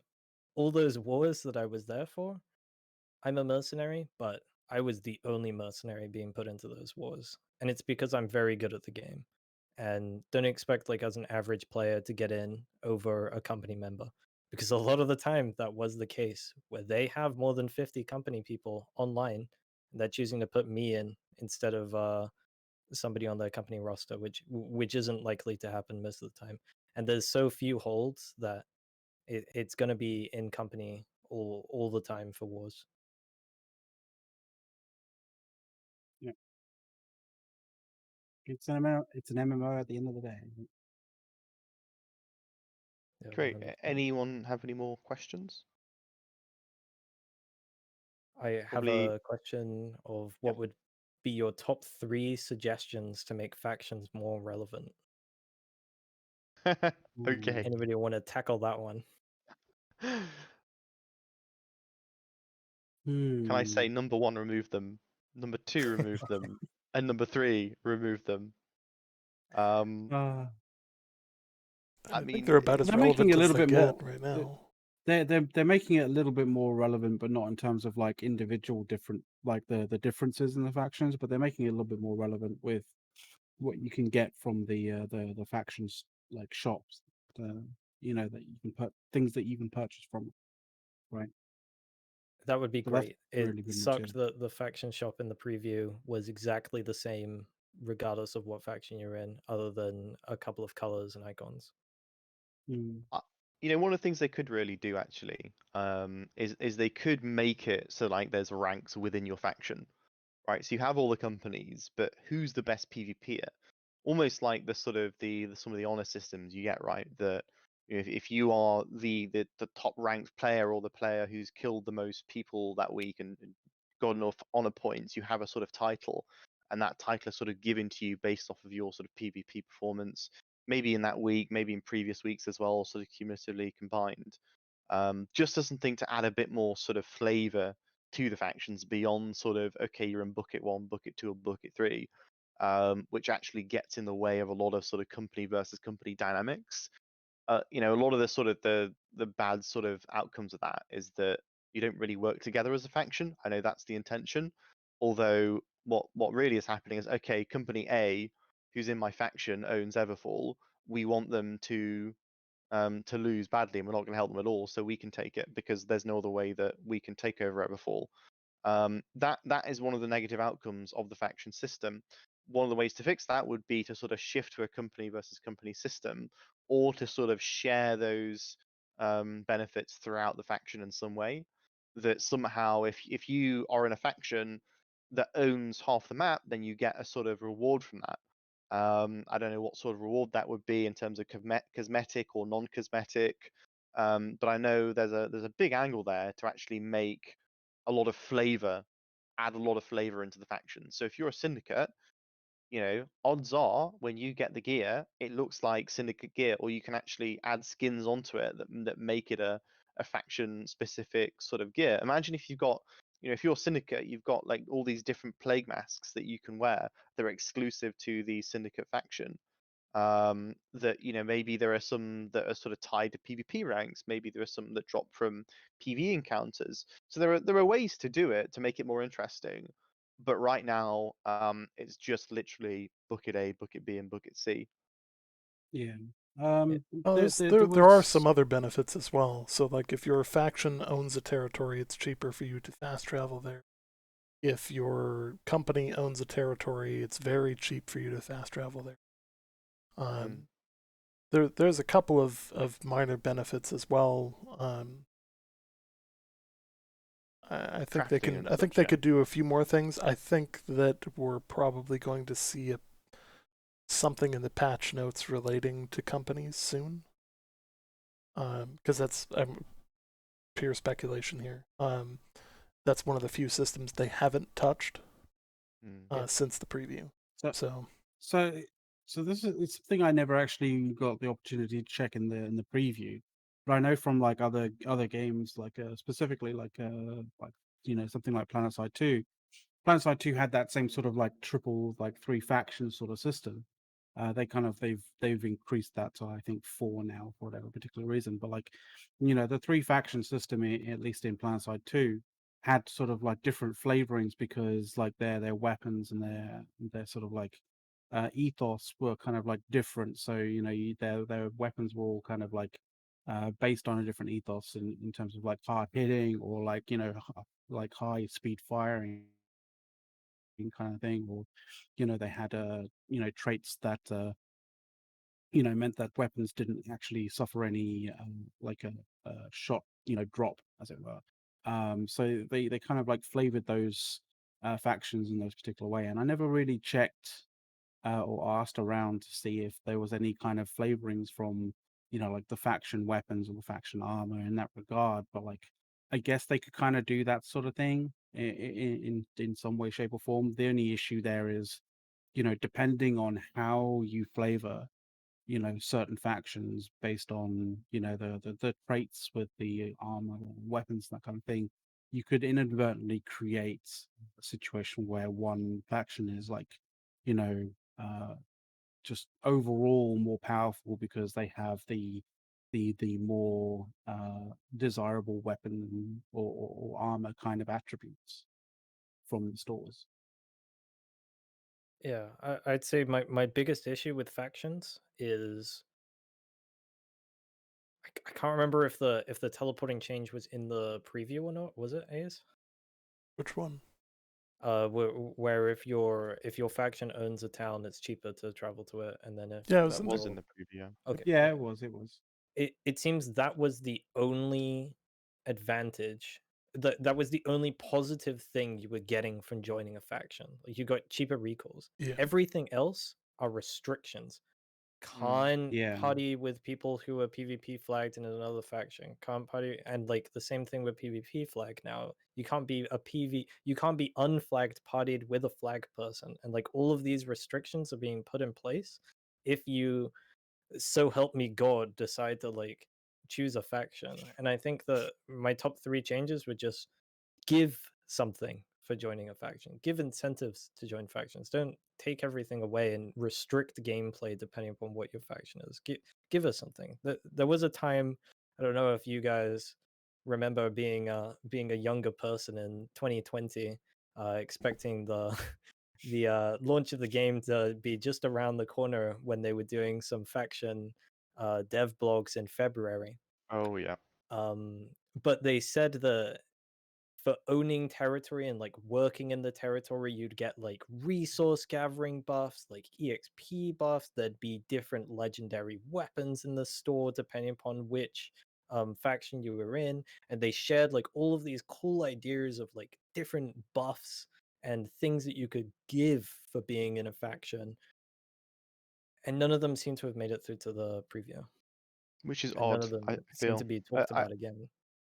I feel that it's really odd that they haven't at least tried any of those options, because this is, I mean, Amazon Game Studios love to experiment, right? We've seen loads of features come and go since the preview, since now, and again from those dev vlogs, they're not short of ideas, right? So there's a big question mark as to why aren't they experimenting with the company's system much? Why are they experimenting so much with crafting and combat, and they're completely sort of leaving companies alone, like they're scared to touch it? I'm sure it'll So come. so one of the things, and I kind of researched this a little while ago. I didn't really kind of get into any of our shows and stuff, but like one of the things that I kind of thought was like really awkward, really strange that they used as an example when they were talking initially about the faction systems when they were doing the developer diaries and that kind of thing, was the fact that it was almost like one of the guiding purposes to have the faction system was, if you're in a faction, if you're in one of those 3 factions, like, no matter where you are, you're always going to have a friend close by to help you, right? that that kind of makes sense when you state it as like some kind of fact, right? But it breaks down when, like, say for example, you're PvP flagged, but you're trying to fight off two dudes or 3 dudes, right? And you're like, they're going like, where's my faction? Where's a faction dude to help me out with these other dudes, right? And you see another faction dude, but he's not flagged up, and he can't help you even if he's right there, because he has to run all the way to a settlement in order to be able to flag and then come back. By that time, you're going to be dead. I also hate how it's like, I'm a PvP guy. I want to walk around PvP flagged. That means I can't group with PvE players anymore. Like, I can't even like, and you've got like the party voice chat as well, so I have to use like an external chat thing to talk with them or something. Like if I want to talk to a crafter, I can't just invite them to my party and then like talk over voice with them or do anything. If I see some guys in my faction doing portals and I'm PvP flagged and they're not, and they're in my faction, I can't even group with them. I can't help them. It's Yeah. yeah, It's it becomes a frustrating. little I find it frustrating. frustrating because it's kind of like they almost sort of sell it on this idea that, like, if you're in a faction, you're not alone, right? You're going to have assistance, you're going to have help. But in actual fact, like the game mechanics, as we've played them so far, they kind of almost not as advertised. You know what I mean? Honestly, really, like if I had to give advice to a new player that didn't have a company, I'd say just don't choose a faction. I can Yeah. understand, like, I could envision a situation where like only the people within companies were in factions, and the factions were just collections of maybe 2 or 3 or 4 or 5 companies battling each other. And that was a portion of the game, but then you had the bigger portion, which was the unfactioned people who you sort of saw all around the world, who were grouping up all the time, who are playing together, doing PvP together, signing up to wars.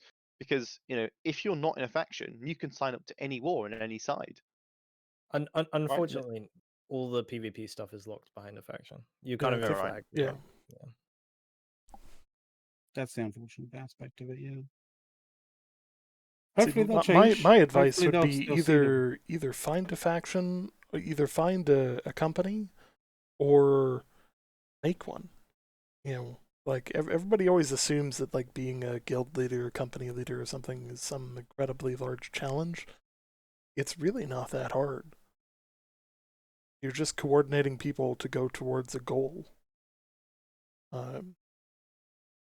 I've found that in my actual professional career, I've found that often being a company leader in EVE Online and various other MMOs has actually aided me in developing leadership skills and all sorts of other things that I'm very happy to have at this point.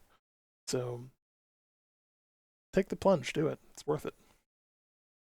As long as you have a couple of friends as well. Like if you've got 5 friends, you can do all the content in the game other than wars and invasions. Yeah.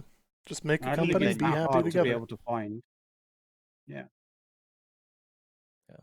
How many more questions you guys want to take? I don't know how long you put aside for this. So somebody has asked, I'm starting to spin down here too, so I know the feeling. Are there new kinds of quests or the same basic 3? So there are still gather quests and fetch quests and stuff like that, kill quests. That said, there are a substantial amount more quests out there, different types. There is they added in voiceovers for the quest line, which has That's a been big added change, in, yeah. which is a I've huge wanted to say feature. that for quite some like, time, actually. and I'm surprised we skipped over that. Actually, I just thought of it now. Are you going to be voicing every- one of the characters, Ace? I am not, In game. unfortunately. Oh, they should do that. They should get you and Duelist to voice a character each. I would very much And McLeod, appreciate too. if I could. I should reach out I'd to love Greg about to that. do the voice lines on the 20v20. So every time you lose, it's just my voice. I'd just be like, "You failed! Damn it, get better! It's bloody Syndicate. Yes. Why are you losing to these guys? Come on, cap some Yes, flags." you should feel ashamed. Yeah, exactly. You let that guy get you? You're dead again? Are you planning on playing the game sometime today, or do you just really like the respawn screen? So additionally, outside of quests, they also added expeditions, and a number of other content bits. So like, there's quite a bit more to do. Yeah. And yeah, I mean, it's still a good time. I mean, I'm still here, and at this point, it's got to be close to 3,000 hours. Like, it's absurd. Those legendary armor quests seem awesome as well, where you do the quest chains and they have like lots of other quests leading up to them, and then you get the pieces which you have to self-craft and find the ingredients for. That's great. I'm a little worried that they say no skill needed, but the skill's probably going to determine the gear score level. I really hope that it's just like a straight up quest reward. You don't have to be 500 armoring to actually do well with your bind on equip stuff. Please don't make it that way. Allow us to craft it at the highest gear score, please. Do you think it'd be interesting if, in actual fact, if you had like a specific bonus that like activates if you had like level 200 on whichever whichever sort of kind of particular like manufacturing skill or like that kind of thing. Think it'll be useful in any way? I think it or should only help for bind on equip gear, not bind on pickup. I think the that makes idea sense. of making people go through like a massive grind to get bind on pickup gear is going to devalue bind on equip gear for crafters, because now everybody's kind of forced to do crafting, which will flood the market with more bind on equip gear. And B, god damn it, let me play the game I want to play. Don't force me to do yeah, don't force a PvE makes sense. player to PvP. Don't force a PvPer to do crafting, okay? I spent a lot of time killing boars for leather. Okay, that was my contribution.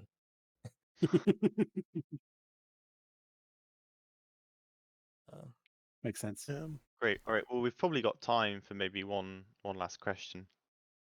I have a big one, before we wrap up. which was Okay. Ooh. Great to end on a good one. what is your favorite and worst weapon changes on the new update? I think my favorite weapon change is the removal of like speed of light. Damn it, he stole mine. I got in there first. Did they say There favorite we go. and least favorite? And least favorite, yeah. Yes. What's My your least? my least favorite for sure has to be the rapier. Mainly As a just because of whole? the riposte. Yeah.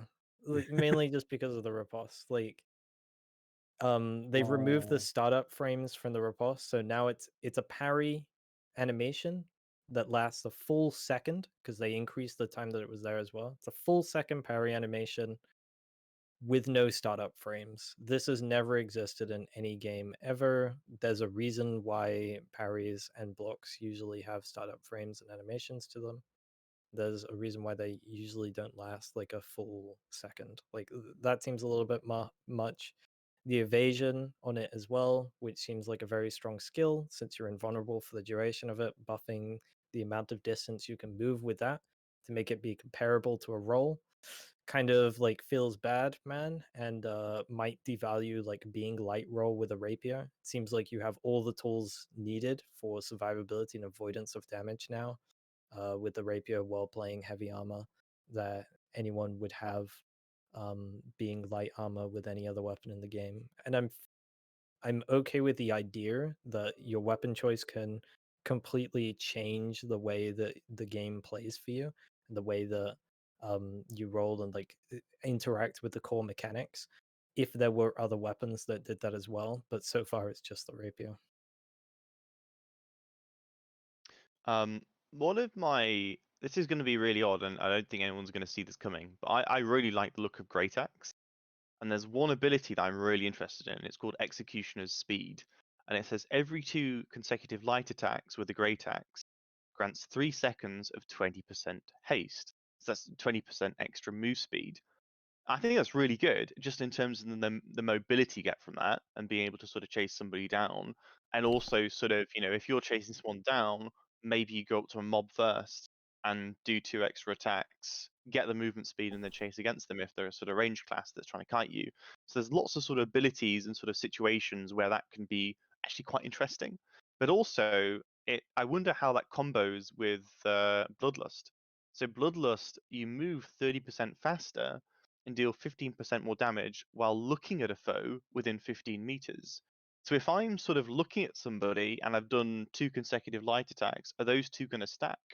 Am I going to get 50% movement speed? If I'm just looking at somebody, and I think there's yeah, I'm interested basically to see how that plays out, to see just how Great Axe feels, because I really like the look of it. Is this really sort of massive weapon that you can just cleave people down with, and you can kind of combo it. Like there's you can really sort of see that they're angling this to be a sort of a crit crit weapon that you do a lot of burst damage with the Great Axe, which I think is going to be really interesting with PvP. In terms of my least favorite, I'd have to say the smoke bombs. I think we've already covered this, but I really like the utility of the bow having that smoke ability. I think I would really like to see it be reintroduced for wars only, and maybe it's that you can only have sort of 3 or 4 up at the same time. I don't know, but certainly I think there is a place for the smoke bomb. I just don't think New World have found it yet.